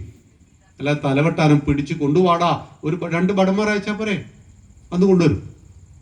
ഇതാണ് ഭാരതത്തിന്റെ ധാർമ്മിക ബോധം. മഹാഭാരതവും രാമായണവും എല്ലാം നൽകുന്നു. അവന്റെ നാവ് ഞാൻ എറിയും എന്ന് പറയുന്നുണ്ട് ലക്ഷ്മണൻ സീതാദേവിയെ കുറിച്ച് അവഹേളനം നടത്തിയവനെ കുറിച്ച് കേട്ടപ്പോൾ. ഈ സമയത്ത് രാമൻ കൊടുക്കുന്ന ഒരു മറുപടി ഉണ്ട്. വിമർശകന്റെ നാവരിയുന്നത് ഇക്ഷ്വാകു വംശത്തിന്റെ പാരമ്പര്യമാണോ ലക്ഷ്മണ? രാമനെ ആരാധിക്കുവാൻ അവകാശമുള്ളതുപോലെ തന്നെ രാമനെ വിമർശിക്കുവാനും രാമന്റെ സാമ്രാജ്യത്തിൽ ഓരോ പൗരനും അധികാരമുണ്ടായിരിക്കണം. അതുകൊണ്ടാണ് ഭഗവത്ഗീത 63-ാമത്തെ ശ്ലോകം 18-ാം അധ്യായത്തിൽ പറയുന്നത്, ഇതേ ജ്ഞാനമാഖ്യാതം ഗുഹ്യാത് ഗുഹ്യതരം മയ വിമർശതൈതശേഷേണ യഥേച്ഛസി തഥാ ഗുരു എന്നാണ്. വിമർശന ബുദ്ധിയോടുകൂടി അർജുന കാര്യങ്ങൾ പഠിക്കൂ. നീ എല്ലാം പറഞ്ഞു എന്ന് കഴിഞ്ഞു, പക്ഷെ കണ്ണടച്ച് തൊണ്ട തൊടാതെ വിഴുങ്ങരുത്. വിമർശന ബുദ്ധിയോട് കാര്യങ്ങളെ പഠിക്കണം. യഥേച്ഛസി തഥാ ഗുരു, ശരിയെങ്കിൽ സ്വീകരിച്ചു. Absolute freedom, that is Hindutva. നമ്മളെ പോലെ സ്വാതന്ത്ര്യമുള്ള ഒരു ജനത, ഒരു ഹിന്ദു ആരായിരിക്കണം? യോഗവാസിഷ്ഠത്തിൽ വാൽമീകി മഹർഷി പറഞ്ഞു, യുക്തിയുക്തമുപാദേയം വചനം ബാലകാതപി അന്യതൃണമിവത്യാജ്യം അപ്യുക്തം പത്മജന്മന. യുക്തിയുക്തമായത് പിഞ്ചുകുട്ടി പറഞ്ഞാൽ പോലും സ്വീകരിക്കുന്നവൻ, അന്യത് യുക്തിരഹിതമായത് തൃണമിവത്യാജ്യം പുല്ലുപോലെ വലിച്ചെറിയുന്നവൻ, അപ്യുക്തം പത്മജന്മനാം. സാക്ഷാൽ ബ്രഹ്മാവ് വന്നിട്ട് യുക്തിക്ക് ചേരാത്തത് പറഞ്ഞാൽ ബ്രഹ്മാവിനോട് ഗെറ്റ് ഔട്ട് പറയുവാൻ സ്വാതന്ത്ര്യമുള്ളവന്റെ പേര് നമ്മൾ ഹിന്ദുക്കൾ. ആലോചിച്ച് നോക്കൂ ഏതൊരു തലത്തിലാണ്. ആ ധാർമ്മിക വ്യവസ്ഥിതി മഹാരാജ്യത്തിന്റെ ചക്രവർത്തിയോട് മുക്കുവൻ കാണിച്ചു. അപ്പോൾ മകൻ പറഞ്ഞു, ഞാൻ രാജാവാകുന്നില്ല, നിങ്ങളുടെ സത്യവതി എന്ന മകളിൽ ജനിക്കുന്ന കുഞ്ഞിനെ രാജാവാക്കും. അതുപോരാ, നിങ്ങൾ നാളെ കല്യാണം കഴിച്ചിട്ട് അതിൽ കുട്ടി ഉണ്ടായി കഴിഞ്ഞാൽ നിങ്ങളുടെ മക്കളും എൻ്റെ മകളിൽ ജനിക്കുന്ന മക്കളും തമ്മിൽ സംഘർഷമാവും. നിങ്ങളുടെ മക്കളോട് ഫൈറ്റ് ചെയ്തേക്കുവാൻ എൻ്റെ മക്കൾ കഴിഞ്ഞെന്ന് വരില്ല, അതുകൊണ്ട് നിങ്ങൾ കല്യാണവും കഴിക്കരുത്. അങ്ങനെയാണ് നൈഷ്ഠിക ബ്രഹ്മചാരിയായിട്ട് അദ്ദേഹം മാറുകയും അന്ന് മുതൽ ഭീഷ്മമായ പ്രതിജ്ഞ എടുത്തുകൊണ്ട് അദ്ദേഹം ഭീഷ്മരായി തീരുകയും ചെയ്യുന്നു. അച്ഛന് വേണ്ടി മകൻ നൈഷ്ഠിക ബ്രഹ്മചാരിയായി. ഒരു ഭാഗത്ത് അച്ഛന്റെ വാക്ക് പാലിക്കാൻ 14 കൊല്ലം കാട്ടിൽ പോയി മറ്റൊരു മകൻ. അച്ഛന്റെ കാമപൂർത്തീകരണത്തിന് വേണ്ടി മേഘനാഥൻ എന്ന ഇന്ദ്രജിത്തിന് ജീവൻ കൊടുക്കേണ്ടി വന്നു രാമായണത്തിൽ. ഈ 3 മക്കളെയും പഠിക്കണം, അത് വലിയൊരു വിഷയമാണ്. അച്ഛന്റെ പ്രേമപൂർത്തീകരണത്തിന് വേണ്ടി നൈഷ്ഠിക ബ്രഹ്മചാരിയായിട്ട് ശന്തനുവിനെ കൊണ്ട് സത്യവതിയെ കല്യാണം കഴിപ്പിക്കുന്ന മകൻ. മഹാഭാരതത്തിൽ ഭീഷ്മർ. അച്ഛന്റെ വാക്ക് മകന്റെ വാക്കാണ്. പുംനാമ നരകത്തിൽ നിന്നും പിതാവിനെ ത്രാണനം ചെയ്യിക്കുന്നവനാരോ അവൻ പുത്രൻ. എന്നാൽ നരകം. മാതാപിതാക്കളെ നരകത്തിൽ പതിക്കാതെ നോക്കുന്ന മക്കളുടെ പേര് പുത്രൻ ഓർ പുത്രി, പുല്ലിംഗ ഓർ സ്ത്രീലിംഗം. ഒരു ഭാഗത്ത് രാമൻ എന്ന മകൻ, അച്ഛന്റെ അഭിമാനം എൻ്റെ അഭിമാനമാണ്, അച്ഛന്റെ വാക്ക് എൻ്റെ വാക്കാണ്, അച്ഛന്റെ അഭിമാനക്ഷതം എന്നിലുണ്ടാകുന്ന അഭിമാനക്ഷതമാണെന്ന് തിരിച്ചറിയുന്ന മകൻ. രാവണനൊരു പുത്രനുണ്ട്, അവന്റെ പേര് മേഘനാഥൻ എന്നാണ്. പക്ഷെ ലോകം അവനെ വിളിച്ചത് ഇന്ദ്രജിത്ത് എന്നാണ്. അവൻ ഇന്ദ്രനെ ജയിച്ചവനാണ്. അത്രയും കരുത്തുറ്റ അവനെ രാമാദികൾ കൊന്നുകളഞ്ഞു. അവനൊരു തെറ്റും ചെയ്തിട്ടില്ല. അച്ഛനോട് നോ പറയേണ്ടടുത്ത് നോ പറയാൻ മകന് കഴിഞ്ഞില്ല. അപരന്റെ ഭാര്യയെ മോഹിച്ച് തട്ടിക്കൊണ്ടുവന്നു എന്നുള്ളതാണ്. മോഹിച്ചതല്ല തെറ്റ്, മറിച്ച് തട്ടിക്കൊണ്ടുവന്നു. ആ സ്ത്രീയെ പീഡിപ്പിച്ചു, മാനസിക പീഡനത്തിന് വിധേയമാക്കി, രാക്ഷസിമാരെ ഉപയോഗിച്ച് ഭീഷണിപ്പെടുത്തി. രാമന്റെ കൃത്രിമ തല കൊണ്ടുവന്ന് സീതയുടെ മുന്നിലിട്ടു. ഒടുവിൽ സീതാദേവി ഒരു പുല്ലെടുത്ത് മുന്നിലിടുന്നുണ്ട്, രാവണന്റെ മുന്നിലിടുന്നുണ്ട്. ഇതിന് നിസ്സാരമാണ്. നിന്നെ കൊന്നിട്ട് ഹനുമാൻ ചോദിക്കുന്നുണ്ട്, സീതയെ അമ്മേ ദേവി ചുമലിൽ കയറിക്കോളൂ, അങ്ങെത്തിക്ക. അപ്പൊ പറയുന്നുണ്ട്, അങ്ങനെ ഒളിച്ചോടാൻ പറ്റുമോ ഹനുമാൻ? എനിക്ക് എന്റെ ഭർത്താവ് ഇവിടെ വരണം, എന്നെ കൊണ്ടുപോയി ഇവനെയും ഇവന്റെ കുലത്തെയും മുടിച്ചിട്ട് എന്നെ തിരിച്ചു കൊണ്ടുപോകണം. ഭാരത സ്ത്രീയുടെ ധീരത ഒളിച്ചു കടക്കലല്ല എന്ന് പറയുന്ന സീതയാണ് നമ്മുടെ വീര വനിതകളെന്നറിയണം. അപ്പൊ ഇങ്ങനെയുള്ള മഹാഭാരതത്തിൽ അച്ഛനു വേണ്ടി നൈഷ്ഠിക ബ്രഹ്മചാരിയായി അങ്ങനെ കല്യാണം കഴിച്ചു. സത്യവതി കല്യാണം കഴിച്ചു. അതിൽ 2 മക്കളുണ്ടായി. അവരുടെ പേര് എനിക്ക് കൃത്യമായിട്ട് ഓർമ്മയില്ല. എന്തുകൊണ്ടാണ് പേര് ഓർമ്മയില്ലാത്തത്? അടയാളപ്പെടുത്തിയിട്ടില്ല എന്നുകൊണ്ടാണ്. ചിത്രാംഗതനും വിചിത്രവീരനും, ഇല്ലേ? ചിത്രാംഗതനും വിചിത്രവീരനും ഒരടയാളപ്പെടുത്തലും നടത്തിയിട്ടില്ല ഈ 2 മക്കളും. അവരെ കുറിച്ച് പറയാൻ ഒന്നുമില്ല. ചിത്രാംഗതൻ അതേ പേരുള്ള ഒരു ഗന്ധർവനോടുള്ള യുദ്ധത്തിൽ മരിച്ചു. പിന്നീട് വിചിത്രവീരൻ തൊട്ടടുത്ത രാജ്യത്തിലെ രാജാവിന് 3 മക്കളാണ്, പെൺമക്കളാണ്, അംബാംബിക, അംബാലിക. ഇവരുടെ കല്യാണ സമയത്ത് ക്ഷയരോഗമുണ്ടായിരുന്ന ഈ ചിത്രാംഗതനെ വിചിത്രവീരനെ ആരും വിളിച്ചില്ല, കല്യാണത്തിന് വിളിച്ചില്ല. സ്വയംവരം, ഇഷ്ടമുള്ള പുരുഷനെ തിരഞ്ഞെടുക്കുവാൻ സ്ത്രീക്ക് സ്വാതന്ത്ര്യം ഉണ്ടായിരുന്നു. 7 ചുവ കൊണ്ട് ഒരു സ്ത്രീയും അന്ന് മൂക്ക് പല്ല് വന്നിരുന്നില്ല. മനസ്സിലായല്ലോ? ശുദ്ധജാതകം 7 ചുവ 5 ലക്ഷം ഹിന്ദു പെൺകുട്ടികളാ വഴിയാധാരയെ കിടക്കുന്നത്. ഞാൻ ജാതകത്തിന് എതിർക്കുന്ന ആളൊന്നുമില്ല കേട്ടോ. ഞാനും കല്യാണം കഴിച്ചത് ജാതകമൊക്കെ നോക്കിയിട്ടാ. പക്ഷേ 25 വയസ്സ് വരെ മാത്രമേ മാമൂലുകളുള്ളൂ. 25 വയസ്സുകൾക്ക് അപ്പുറം മാമൂല് പറഞ്ഞിരുന്നാൽ 5 ലക്ഷം ഹിന്ദു പെൺകുട്ടികൾ 2 വെച്ച് പ്രസവിച്ചിരുന്നുവെങ്കിൽ 10 ലക്ഷം ഹിന്ദു കുഞ്ഞുങ്ങളുടെ ജന്മത്തിന് തടസ്സമാണ് ചൊവ്വ. മൂപ്പർ എവിടെയാണെന്ന് അറിയില്ല. നമ്മളിപ്പോ ഇത് അയച്ചിട്ടുണ്ട് സാധനം. മംഗൾയാൻ കണ്ടിട്ടില്ലേ? എന്തൊക്കെയാണ് അവിടെ നടക്കുന്നത്? അത് നമ്മുടെ കല്യാണം, ഹിന്ദുവിന്റെ കല്യാണം മാത്രം ഇങ്ങനെ മുടയിക്കൊണ്ടിരിക്കുക. 800 കോടി ആളുകളുണ്ട് ഈ ഭൂമി. നമ്മുടെ ചുറ്റും ക്രിസ്ത്യാനികളും മുസ്ലിങ്ങളും ഉണ്ട്. ഒരുപാട് ആളുണ്ട്. പക്ഷെ അവരാരും കല്യാണം കഴിക്കുമ്പോൾ ഇത്രയേറെ ജാതകത്തിൽ അടിമകളല്ല. ഒക്കെ വേണം, ഒന്നിനും അടിമകളാകരുത് എന്ന് മാത്രം. ഞാൻ പറഞ്ഞു വന്നത്, അതിൽ 2 മക്കൾ ജനിച്ചു. ഈ രാജാവിന്റെ 3 പെൺമക്കളുടെ കല്യാണ മണ്ഡപത്തിലേക്ക് തന്റെ അനുജന്മാരെ വിളിക്കാത്തതിൽ കോപാകുലനായ ഭീഷ്മർ ചെന്നിട്ട് 3 മക്കളെയും പിടിച്ചു കൊണ്ടുവന്നു. പെൺകുട്ടികളെ. ഹീറോയിസം.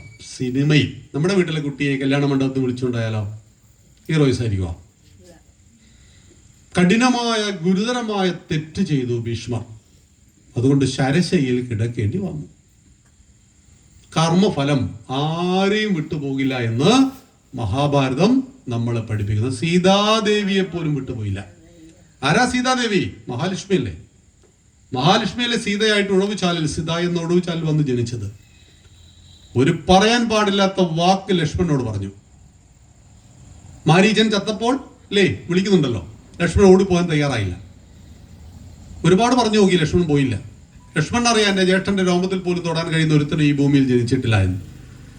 ഈ സമയത്ത് പറഞ്ഞൊരു വാക്കുണ്ട്, ദുഷ്ടാ, എന്റെ ഭർത്താവ് ഇങ്ങനെ കേണ് കരയുമ്പോഴും നീ ഓടിച്ചെല്ലാത്തത് എന്റെ ഭർത്താവിന്റെ മരണശേഷം എന്നെ കല്യാണം കഴിക്കാനാണ്. നീ ഞങ്ങൾക്കൊപ്പം കാട്ടു കൂടിയെന്നില്ലേ? പറയാൻ പാടുണ്ടോ സീതാദേവി? സീതയുടെ ആഭരണങ്ങൾ കയ്യിൽ കിട്ടിയ സമയത്ത് കരഞ്ഞുകൊണ്ട് രാമൻ കണ്ണു നിറഞ്ഞു പോയ രാമൻ ലക്ഷ്മണനോട് ചോദിക്കുന്നു, ലക്ഷ്മണ, ഈ മാല നിന്റെ ജ്യേഷ്ഠത്തെ അമ്മയുടേതാണോ? അറിയില്ല ജ്യേഷ്ഠ. ഈ അരഞ്ഞാണം അറിയില്ല ജ്യേഷ്ഠ. വള അറിയില്ല ജ്യേഷ്ഠ. കമ്മൽ അറിയില്ല ജ്യേഷ്ഠ. ഒടുവിൽ പാദസരം കാണിച്ചപ്പോൾ ലക്ഷ്മൺ പറയുന്നു, ഞാൻ എല്ലാ ദിവസവും കാണാറുണ്ട് ജ്യേഷ്ഠത്തെ അമ്മയുടെ പാദ നമസ്കാരം ചെയ്യുമ്പോൾ. ഈ പാദസരം ഞാൻ എല്ലാ ദിവസവും കണ്ടിട്ടുണ്ട് എന്ന് പറഞ്ഞ ആ അനുജനോടാണ് ഒരിക്കലും പറയാൻ പാടില്ലാത്ത വാക്കാര് പറഞ്ഞത്.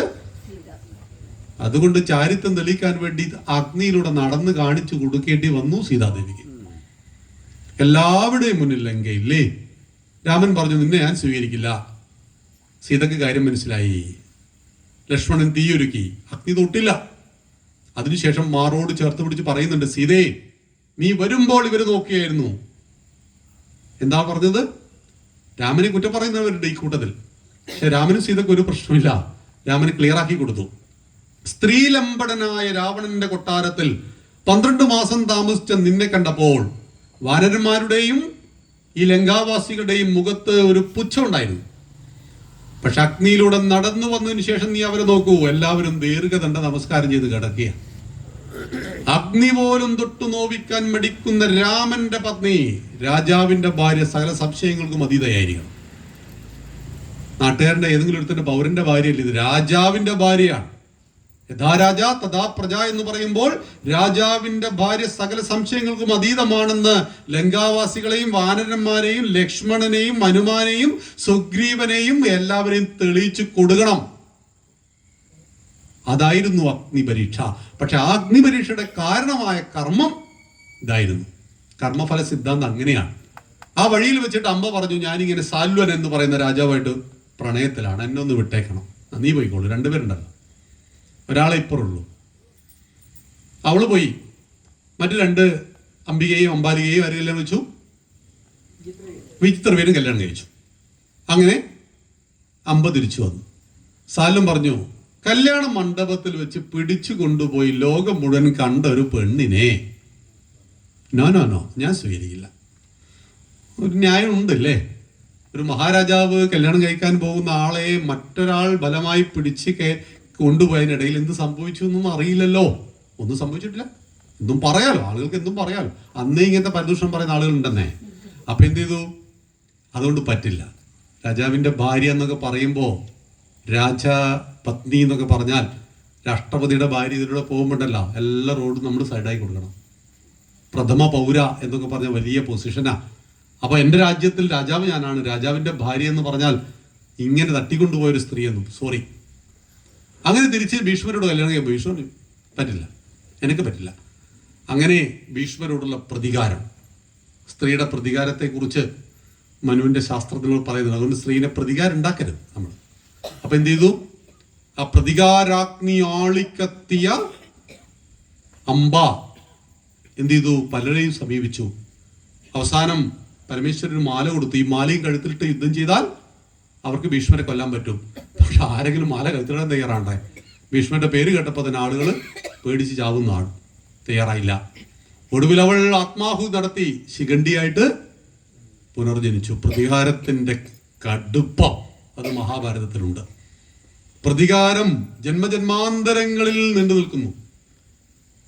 മഹാഭാരത യുദ്ധഭൂമിയിൽ വീണ് കിടക്കുന്ന ദുര്യോധന്റെ തുടയ്ക്ക് വീണ്ടും വീണ്ടും ഇടിച്ച് ചമ്മന്തി പരുവത്തിലായ തുട വീണ്ടും വീണ്ടും ഇടിക്കുകയാണ്. ആര്? ഭീമൻ. കണ്ടപ്പോ കൃഷ്ണൻ പറഞ്ഞു, എന്താ ഇത്ര വെറുപ്പ്?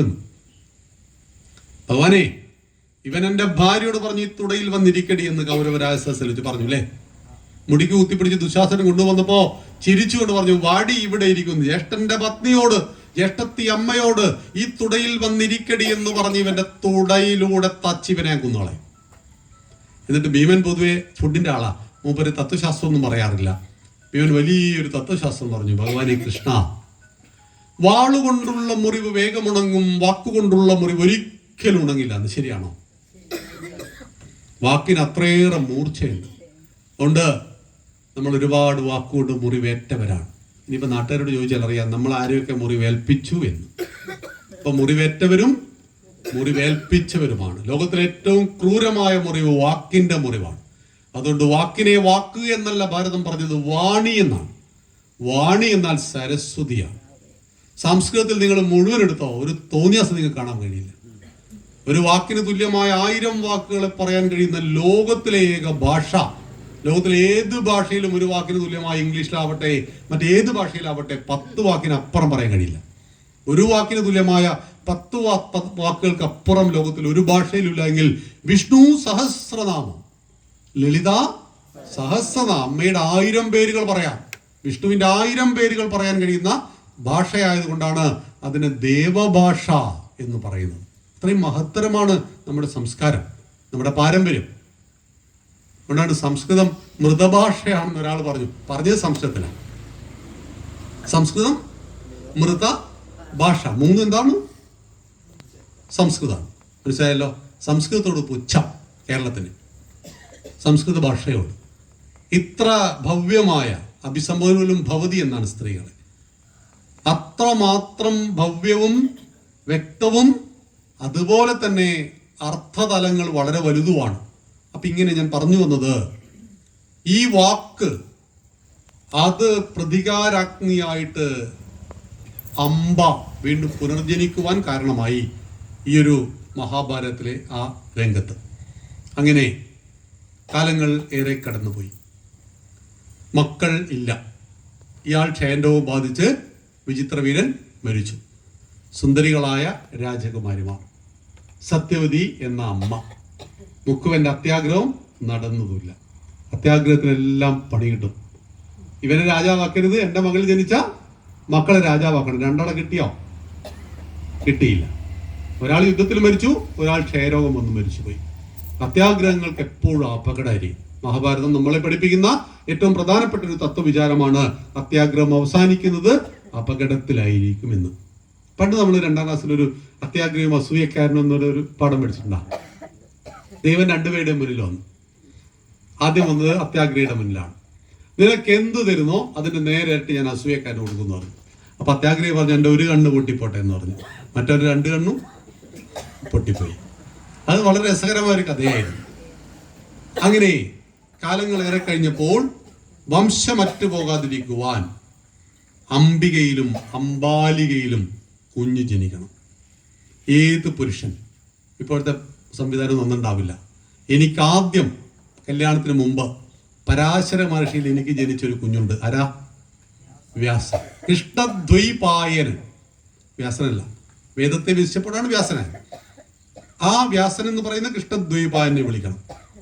കൃഷ്ണദ്വൈപായന്റെ കോലം എന്ന് പറഞ്ഞു കഴിഞ്ഞാൽ എന്താ പറയേണ്ടത്? അങ്ങനെയാ, ഒരു ഉണക്ക് കമ്പ് കത്തിയതുപോലെ ഉണ്ട് ആളെ കാണാൻ. അംബികയോട് പറഞ്ഞു, നീ സ്വീകരിക്കണം. അറപ്പോടുകൂടി കണ്ണടച്ച് സ്വീകരിച്ചു. അതിൽ ജനിച്ച കുട്ടി. അപ്പോ സ്ത്രീ പുരുഷ സംയോഗ സമയത്ത് കണ്ണടച്ചാൽ ജനിക്കുന്ന കുട്ടിയെല്ലാം അന്ധന്മാരായിരിക്കുമോ? അങ്ങനെയാണോ? അങ്ങനെയല്ല.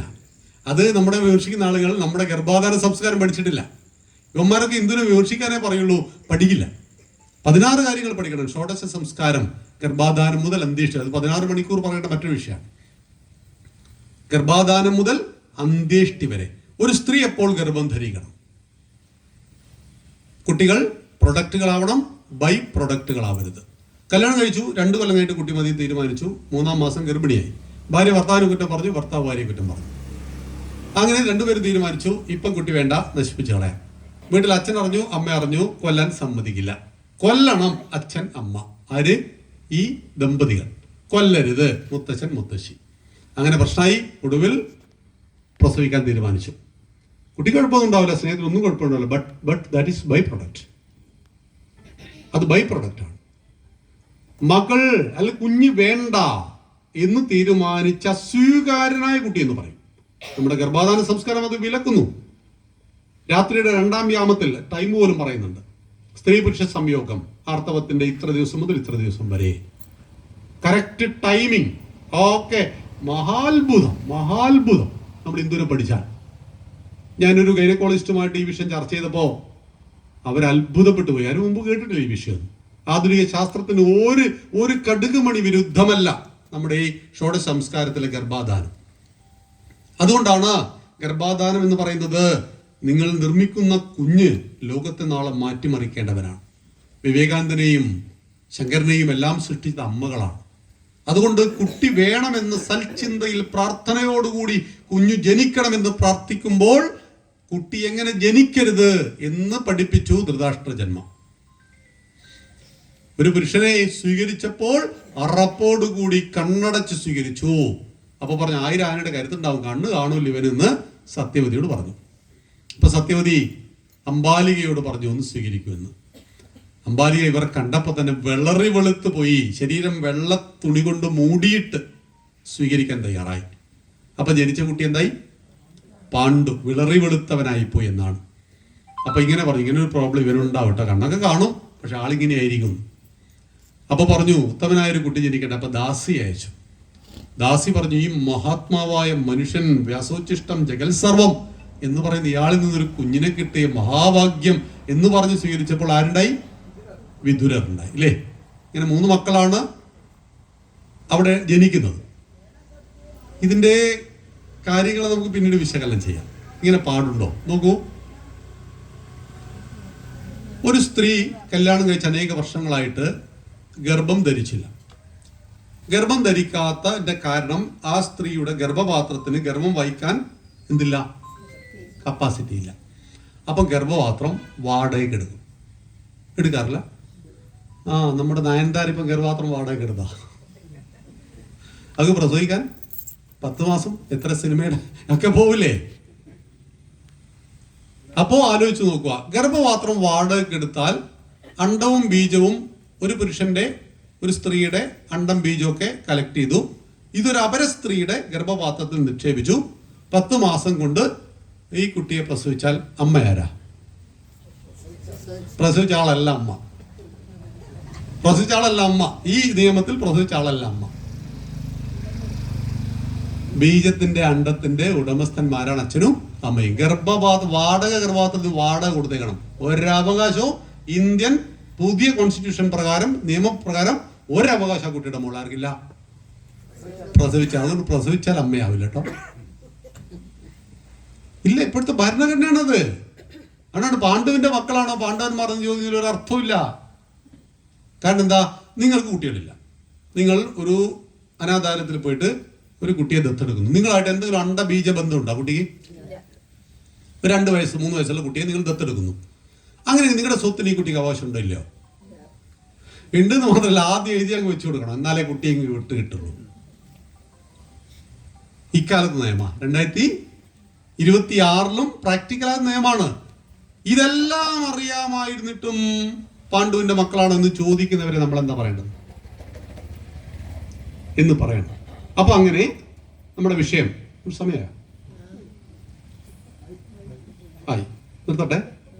എന്നാൽ 10 മിനിറ്റ് നിർത്താം അല്ലേ? നിങ്ങൾ ആവശ്യം പിടിച്ചിരിക്കുകയാണോ? നാളെ നമുക്ക് വേഗം പറഞ്ഞിട്ട് 18ാമത്തെ പർവ്വം പറഞ്ഞു നിർത്തിക്കളയാം. ഞാൻ പറഞ്ഞു വന്നത്, അങ്ങനെ ജനിച്ചു 3 മക്കൾ. യഥാകാലം വളർന്നു. യഥാകാലം വളർന്നപ്പോൾ ധൃതരാഷ്ട്രക്ക് പ്രായപൂർത്തിയായപ്പോൾ കണ്ണ് കാണില്ല. കണ്ണ് കാണാത്ത ഇദ്ദേഹത്തിന് കല്യാണം കഴിക്കണം. അപ്പോൾ ഗാന്ധാര ദേശത്തിലെ രാജകുമാരി ഗാന്ധാരിയെ കുറിച്ച് ആലോചിച്ചു. ഗാന്ധാരം ഇന്നിവിടെയാ? അഫ്ഗാനിസ്ഥാൻ. താലിബാൻ. മറഞ്ഞു മഹത്തായ ഗാന്ധാരദേശം, മറഞ്ഞു മഹോദാര ബ്രഹ്മപ്രദേശം, മുറിഞ്ഞറ്റു വീണു മനോരമ്യലങ്ക, മഹാദേവി നിൻ കാലിലെ പൊൻചിലങ്ക. കവി വേദനയോടുകൂടി പാടി. ഗാന്ധാരം അഫ്ഗാനിസ്ഥാൻ, പാഞ്ചാലം പാകിസ്ഥാൻ, ബംഗാളം ബംഗ്ലാദേശ്, ബ്രഹ്മപ്രദേശം മ്യാൻമാർ എല്ലാം വെട്ടി മുറിച്ചു കൊണ്ടുപോയി. 64 ദശലക്ഷം ചതുരശ്ര കിലോമീറ്റർ ആയിരുന്നു എന്റെ അഖണ്ഡ ഭാരതം. ഇന്ന് മോദിജി ഭരിക്കുന്ന ഭാരതത്തിന്റെ വലിപ്പം 36 ദശലക്ഷം ചതുരശ്ര കിലോമീറ്റർ. ചുരുങ്ങിപ്പോയി. മറക്കുക വയ്യ മാതാവിൻ മനസ്സിന് വന്ന വേദനകൾ, പൊറുക്കുക വയ്യ ദുഷ്ടന്മാർ നടത്തിയ ഘോരകൃത്യങ്ങൾ. അതാ പിടയുന്നു ഗാന്ധാരം, അതാ മുറിവേറ്റു പാഞ്ചാലം, അതാ പിളരുന്നു ബംഗാളം, ഹിമാചലവും കുനിഞ്ഞെന്നോ. സാന്ദർഭം വെച്ചാൽ ഞാനൊരു കാര്യം പറയട്ടെ. പണ്ട് വിന്ധ്യനും ഹിമവാനും തമ്മിൽ ഒരു മത്സരം ഉണ്ടായി. വിന്ധ്യൻ പറഞ്ഞു, എന്റെ കൊടുമുടിയാണ് നിന്റെ കൊടുമുടിയേക്കാൾ വലുത്. വിന്ധ്യൻ ഗുജറാത്തിൽ നിന്ന് അങ്ങോട്ട് മധ്യഭാരതത്തിലൂടെ കടന്നു പോകുന്ന പർവ്വത. വിന്ധ്യൻ തന്റെ കൊടുമുടിയെ ഉയർത്തി, ഹിമവാൻ ഉയർത്തി. വിന്ധ്യൻ കൊടുമുടി ഉയർത്തിയപ്പോൾ ഭാരതം 2ആയി പോയി. ഭാരതം 2ാമെന്ന് കണ്ടപ്പോൾ ദേവഗണങ്ങൾ നെഞ്ചത്തടിച്ച് നിലവിളിച്ചു. ഭാരതം ഇതാ 2ആകാൻ പോകുന്നു. വിന്ധ്യൻ തന്റെ അഹങ്കാരം കൊണ്ട് പർവ്വതങ്ങളെ ഉയർത്തിയതിനാൽ.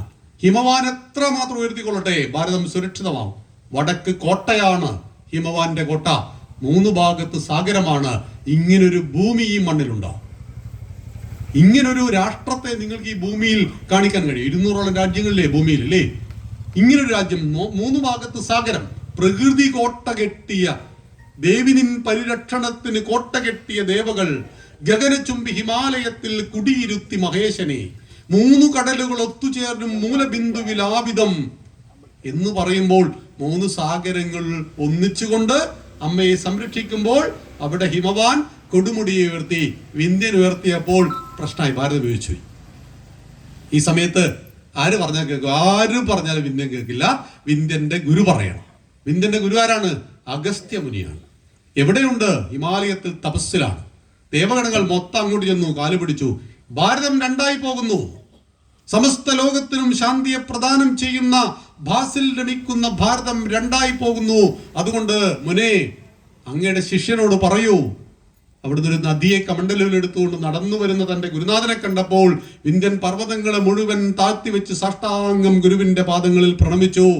ഗുരു പറഞ്ഞു, ഇങ്ങനെ തന്നെ നിന്നോളണം, ഞാൻ തിരിച്ചു വരുന്നവരെ. തിരിച്ചങ്ങോട്ട് പോയില്ല മൂപ്പര്. നേരെ കർണാടകയിൽ വന്നു, അഗസ്ത്യാർ കൂടത്തിലേക്ക്.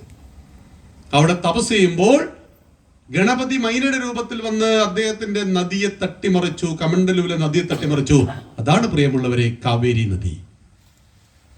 നോക്കൂ, ഒരു ഐതിഹ്യത്തിൽ പോലും ഭാരതത്തിന്റെ അഖണ്ഡത, ഭാരതത്തിന്റെ ഐക്യം കാവേരി നദിയെ കൊണ്ടുവന്ന് ഇവിടുന്ന ഹിമാലയത്തിൽ നിന്ന് കൈക്കുടന്നയിൽ കൊണ്ടുവന്നു, കമണ്ഡലുവിൽ കൊണ്ടുവന്നു അഗസ്ത്യമുനി. ഭാരതം രണ്ടായി വിഭജിച്ചു പോകുന്നത് കണ്ടപ്പോൾ ദേവന്മാര് പോലും പൊട്ടിക്കരഞ്ഞുവെങ്കിൽ 47 ഒരു കരച്ചിലില്ലാതെ പാകിസ്ഥാൻ കൊടുത്തു കളഞ്ഞു. ഒരു കരച്ചിലില്ല. 15 ലക്ഷം ഹിന്ദുക്കളുടെ കബന്ധങ്ങൾ കടന്നു ഉരുണ്ടു. 15 ലക്ഷം ഹിന്ദുക്കളുടെ മരണത്തിന് കാരണം കൂടിയാണ് പാകിസ്ഥാൻ. ചരിത്രം സത്യസന്ധമായിട്ട് പഠിക്കുവാൻ ഞാൻ അഭ്യർത്ഥിക്കുകയാണ്. ചുമ്മാ 1-2 വ്യക്തികളെ കേന്ദ്രീകരിച്ച് സ്വാതന്ത്ര്യത്തെ ചുരുക്കി കാണരുത്. പാകിസ്ഥാൻ എന്ന് പറഞ്ഞ രാജ്യം ഉണ്ടാകുമ്പോൾ അവിടെ 1,65,00,000 ഹിന്ദുക്കൾ ഉണ്ടായിരുന്നു. അവർക്ക് എന്തു സംഭവിച്ചു ചിന്തിക്കണ്ടേ നമ്മള്? അവരാഗ്രഹിച്ചിട്ടുണ്ടായതാണോ പാകിസ്ഥാൻ? അവരാഗ്രഹിക്കാതെ പെട്ടുപോയവരായിരുന്നു അവര്. അവരെ ഇന്നും ഭാരതത്തിൽ വരുമ്പോൾ അവർക്ക് പൗരത്വം കൊടുക്കുമ്പോൾ ഈ നാട്ടിൽ കലാപ. പൗരത്വ ഭേദഗതി നടപ്പിലാക്കരുത്. ആഗ്രഹിക്കാതെ പെട്ടുപോയ ഹിന്ദുവിനെയും ബുദ്ധനെയും ജൈനെയും തിരിച്ച് ഭാരതത്തിൽ കൊണ്ടുവരണമെന്ന് പറയുന്നത് പോലും ഇവിടെ പ്രശ്നങ്ങളാ. ആലോചിച്ച് നോക്കൂ നിങ്ങള്. അപ്പോ പ്രകൃതി കിട്ടിയതാണ് ഈ ഭാരതത്തെ. ആ ഭാരതത്തിന്റെ ഭാഗമായ ഗാന്ധാര ദേശത്തിലെ രാജകുമാരി ഗാന്ധാരി എത്ര സുന്ദരിയാണെന്ന് പറയും, വളരെ സുന്ദരിയാണ്. ഗാന്ധാരിക്ക് കല്യാണം, പയ്യന് കണ്ണ് കാണൂല. ഗാന്ധാരി എന്ത് ചെയ്തു? കാറത്തെ തുണിയെടുത്ത്, എനിക്കും വേണ്ട കണ്ണ്. തീരുമാനം തെറ്റായിരുന്നു. മഹാഭാരതം നമ്മളെ പഠിപ്പിക്കുന്നു, ജന്മം കൊണ്ട് കണ്ണ് കാണാത്തൊരു മനുഷ്യൻ സ്വാഭാവികം, ഒരു രക്ഷയുമില്ല. അയാളുടെ കണ്ണുകളായി വർത്തിക്കേണ്ടിയിരുന്ന സഹധർമ്മിണി കാഴ്ചയെ നിഷേധിച്ചു കളഞ്ഞു. ജന്മം കൊണ്ട് കണ്ണുകൾ, തിളങ്ങുന്ന കണ്ണുകളുള്ള ഗാന്ധാരി കണ്ണ് വേണ്ടെന്ന് പറഞ്ഞപ്പോൾ, കാഴ്ച വേണ്ടെന്ന് പറഞ്ഞപ്പോൾ 1-2 മക്കളെയല്ല കിട്ടിയത്, 100 ആണിനെയും ഒരു പെണ്ണിനെയും കിട്ടി. പക്ഷെ 100 ആണിൽ ഒരുത്തനെ പോലും ബാക്കി കിട്ടില്ല. മക്കളെ വളർത്തുമ്പോൾ ശ്രദ്ധിക്കേണ്ട കാര്യം, മഹാഭാരത തത്വവിചാരം പഠിപ്പിക്കും. 100 മക്കളെ കിട്ടിയിട്ടും അന്ത്യേഷ്ടി കർമ്മത്തിന് ഒരു കുഞ്ഞിനെ പോലും കിട്ടിയില്ല. ആർക്ക്? കാഴ്ചയില്ലാത്ത അച്ഛനും കാഴ്ചയെ നിഷേധിച്ച അമ്മയ്ക്കും ചേർന്നിട്ട്. അതുകൊണ്ട് ആ കണ്ണുപൊട്ടന്റെ ചോദ്യത്തോടു കൂടിയാണ് ഗീത തുടങ്ങുന്നത്. അർജുന വിഷാദയോഗത്തിൽ 1-ാമത്തെ ശ്ലോകം, ധൃതരാഷ്ട്ര ഉവാച ധർമ്മക്ഷേത്രേ കുരുക്ഷേത്രേ സമവേതാ യുയുത്സവ മാമക പാണ്ഡവശ്ചൈവ കിമകുർവദ സഞ്ജയ. മാമക, എന്റെ ബന്ധുജനങ്ങളും പാണ്ഡവരും തമ്മിലുള്ള യുദ്ധം എന്തായി സഞ്ജയ എന്ന് ചോദിക്കുമ്പോൾ പുത്രവാത്സല്യം കൊണ്ട് അകക്കണ്ണ് പൊട്ടിപ്പോയ കുരുടന്റെ ചോദ്യം. ജന്മം കൊണ്ട് പുറംകണ്ണും പുത്രവാത്സ്യം കൊണ്ടും അകക്കണ്ണും പൊട്ടിപ്പോയി എങ്കിൽ അതിന്റെ കാരണത്തിന്റെ പാതി ഗാന്ധാരിയായിരുന്നു. ഗാന്ധാരി പറയുന്നുണ്ട് കൃഷ്ണനോട്, കൃഷ്ണ ദുഷ്ട, എന്റെ 100 മക്കളിൽ ഒരാളെങ്കിലും നിനക്ക് ബാക്കി വെക്കാൻ പറഞ്ഞുകൂടായിരുന്നു. നീയാണ്, കൃഷ്ണനെ ശപിക്കുന്നുണ്ട്, നീയാണ് എന്റെ മക്കളെ കൊല്ലിച്ചത്, ഞാനല്ല ഗാന്ധാരി, നീയാണ് നിന്റെ മക്കളെ കൊല്ലിച്ചത്, നീയാണ് കാരണം. ഒരു പെണ്ണിന്റെ സാരി അഴിക്കുമ്പോൾ നിന്റെ ഭർത്താവും നീയും അവിടെ ഉണ്ടായിരുന്നു, നോ പറഞ്ഞോ? ജ്യേഷ്ഠ പത്നിയുടെ സാരി അഴിക്കുന്നത് തെറ്റാണെന്ന് പറയുവാൻ ആ ബഹളത്തിൽ നിനക്ക് മനസ്സിലായില്ലേ? നീ പറഞ്ഞോ? പറഞ്ഞില്ല. എന്നിട്ട് നിന്റെ മകന്റെ തോന്നിയാസത്തിന് മുഴുവൻ കൂട്ടുനിന്ന് അവനെ വഷളനായി വളർത്തി ബാക്കി 99 പേരെയും അവൻ മോശക്കാരാക്കി. ഇവരെ മൊത്തത്തിൽ ഭീമൻ കൊന്നുകൊള്ളുവാനുള്ള കാരണം നീയാണ് ഗാന്ധാരി. ഇവിടെ നിന്റെ ശാപമൊന്നും എനിക്ക് വരില്ല എന്ന് ഭഗവാൻ പറയുന്നുണ്ട്. കുറ്റങ്ങൾ ആരുടെയെങ്കിലും തലയിടാം, ആരുടെയെങ്കിലും തലയിൽ കുറ്റമായിട്ട് രക്ഷപ്പെടാം. ആത്യന്തികമായ കുറ്റത്തെ മനസ്സുകൊണ്ട് വിചിന്തനം ചെയ്യണം. ജീവിതത്തിലൊരു പ്രോബ്ലം വരുമ്പോ ആത്യന്തികമായിട്ട് എന്റെ റോൾ എന്തായിരുന്നു, എന്റെ മകൻ ഇങ്ങനെ ആയി പോകുവാൻ കാരണം എന്തായിരുന്നു. ഞാൻ ഇന്നലെ കഴിഞ്ഞ ദിവസം ഒരു വീട്ടിൽ ചെന്ന സമയത്ത് മകള് പറയാണ്, അച്ഛൻ എന്നെ കേൾക്കുന്നില്ല, എന്നെ കേൾക്കുന്നില്ല, എന്നെ ഒന്ന് കേട്ടു തരണ്ടേ, എനിക്ക് പറയാനുള്ള കാര്യങ്ങളൊന്നും കേട്ടു പോലും ചെയ്യുന്നില്ല എന്ന്. അപ്പോ ഇങ്ങനെ ഒരുപാട് കാര്യങ്ങൾ നടക്കുമ്പോഴാണ് നമ്മളിവിടെ 7 ദിവസം പ്രഭാഷണം വെച്ചിട്ട് മഹാഭാരത മഹാഭാരതം നമ്മുടെ ജീവിതമാണ്. മഹാഭാരതത്തെ കഥയായിട്ട് കണ്ടാൽ അത് കേവലം ഒരു കഥ. പണ്ട് ഒരു രാജാവ്, അയാൾക്ക് 100 മക്കൾ എന്നൊക്കെ പറഞ്ഞു, അതുകൊണ്ട് ഒരു പ്രയോജനമില്ല. അധ്യാത്മരാമായണത്തിലെ രാമൻ ദേവനായ രാമൻ, വാൽമീകി രാമായണത്തിലെ രാമൻ മനുഷ്യനായ രാമൻ. നമുക്ക് ഏത് രാമന പ്രയോജനം? വാൽമീകി രാമായണത്തിലെ മനുഷ്യനായ രാമനാണ് പ്രയോജനം. അദ്ദേഹത്തിന്റെ ജീവിതത്തിലുണ്ടായ പ്രതിസന്ധി, അതാണ് നമുക്ക് പ്രയോജനം ചെയ്യുക. അദ്ദേഹത്തിന്റെ നിലപാടുകൾ എന്തായിരുന്നു? പറഞ്ഞ വാക്ക് പാലിക്കാൻ വേണ്ടി ഹൃദയം പൊട്ടി മരിച്ചുപോയി ഒരു രാജ്യത്തിന്റെ രാജാവ്. വാക്കിന്റെ വില. അച്ഛന്റെ അഭിമാനം കാക്കുവാൻ വേണ്ടി 14 കൊല്ലം കാട്ടിൽ പോകുന്ന മകൻ, ഭർത്താവിനൊപ്പം എല്ലാ സുഖദുഃഖങ്ങളിലും കൂടെ നിൽക്കുന്ന ഭാര്യ, ജ്യേഷ്ഠനെയും ജ്യേഷ്ഠത്തിയമ്മയും പരിചരിക്കുവാൻ വേണ്ടി ഊർമിളയെ കൊട്ടാരത്തിലാക്കി കൂടെ പോകുന്ന ലക്ഷ്മണൻ, അർഹമല്ലാത്ത സിംഹാസനം കൈവെള്ളയിൽ വന്നിട്ടും ഒരു ദിവസം പോലും അതിലിരിക്കാതെ ജ്യേഷ്ഠന്റെ പാദവങ്ങളെ സിംഹാസനത്തിൽ വെച്ച് 14 കൊല്ലം രാജ്യം ഭരിക്കുന്ന ഭരതനെ പരിചരിക്കുവാൻ ബ്രഹ്മചാരിയായി തീരുന്ന ശത്രുഘ്നൻ. ഒരു കുടുംബത്തിലെ ദുരിതത്തിന്റെയും ദുഃഖത്തിന്റെയും കഥ കൂടിയാണ് രാമായണം. ഇതൊക്കെ നമ്മൾ പഠിക്കണം. അപ്പോഴാണ് നിലപാടുകൾ കൃത്യമാവുക. മഹാഭാരതം എന്ന് പറഞ്ഞാൽ 1000 നിലപാടുകൾ, സംഘർഷങ്ങൾ. ഇവിടെയാണ് ധർമ്മം. ധർമ്മോ രക്ഷതി രക്ഷിത. ഭഗവാൻ പറയും, ധർമ്മത്തെ രക്ഷിക്കുന്നവരെ ധർമ്മം രക്ഷിക്കും, ധർമ്മത്തെ നശിപ്പിക്കുന്നവരെ ധർമ്മം നശിപ്പിക്കും. കർണനെ കൊല്ലാനുള്ള കാരണം അതാ പറഞ്ഞത്. ഇവൻ ധർമ്മത്തെ നശിപ്പിക്കാൻ കൂട്ടുന്നവരാണ്. ഇപ്പോൾ ആയുധം കയ്യിലില്ല, ഇവന്റെ തേരിന്റെ ചക്രം ഇപ്പോൾ ചളിയിലാണ്ട് പോയിരിക്കുന്നു. ഈ അവസരത്തിൽ ഇവരെ കൊന്നില്ലെങ്കിൽ പിന്നെ കൊല്ലാൻ കഴിയില്ല. ധർമ്മത്തെ രക്ഷിക്കുവാൻ ഇവന് കൂടെ ഉണ്ടായിരുന്നില്ല, അതുകൊണ്ട് ധർമ്മം ഇവരെ കൊല്ലും. കൊണ്ട് ആത്യന്തികമായിട്ട് മഹാഭാരതത്തിൽ ഒരാളെ മാത്രം ആരാധിക്കുക. ആരെ? കൃഷ്ണൻ. ബാക്കി എല്ലാവരും ആപേക്ഷികമായ തെറ്റുകുറ്റങ്ങളുണ്ട്. തള്ളവിരൽ ചോദിച്ചു ശിഷ്യനോട്, ഏകലവ്യനോട്. ആര്? ദ്രോണാചാര്യർ. മറ്റൊരു ശിഷ്യൻ കഴുത്തറത്തിട്ട് ദൃഷ്ടദ്യുമനൻ കൗരവപക്ഷത്തേക്ക് എറിഞ്ഞു കൊടുത്തു ദ്രോണാചാര്യരുടെ തല. മഹാഭാരതം നമുക്ക് നാളെ ചർച്ച ചെയ്യാം. കർമ്മഫല സിദ്ധാന്താണ്. ഇങ്ങനെ 1000 കർമ്മഫല സിദ്ധാന്തങ്ങളെ കോർത്തിണക്കിയ ലോകത്തിലെ ഏറ്റവും മഹത്തായ ക്ലാസിക്കൽ ഗ്രന്ഥം കൂടിയാണ്. അങ്ങനെ ഒരു രചന അതിനുശേഷം ഭൂമിയിൽ നടന്നിട്ടില്ല. 1,25,000 ശ്ലോകങ്ങളിലൂടെ 2 കുടുംബത്തിന്റെ സംഘർഷങ്ങളുടെയും സമന്വയത്തിന്റെയും സ്നേഹത്തിന്റെയും ധർമാധർമ്മങ്ങളുടെയും കഥ പറഞ്ഞ ആ മഹാഭാരതത്തെ നമുക്ക് നാളെയും തുടരാം. എല്ലാവരും നന്മകൾ നേരുന്നു. നന്ദി, നമസ്കാരം.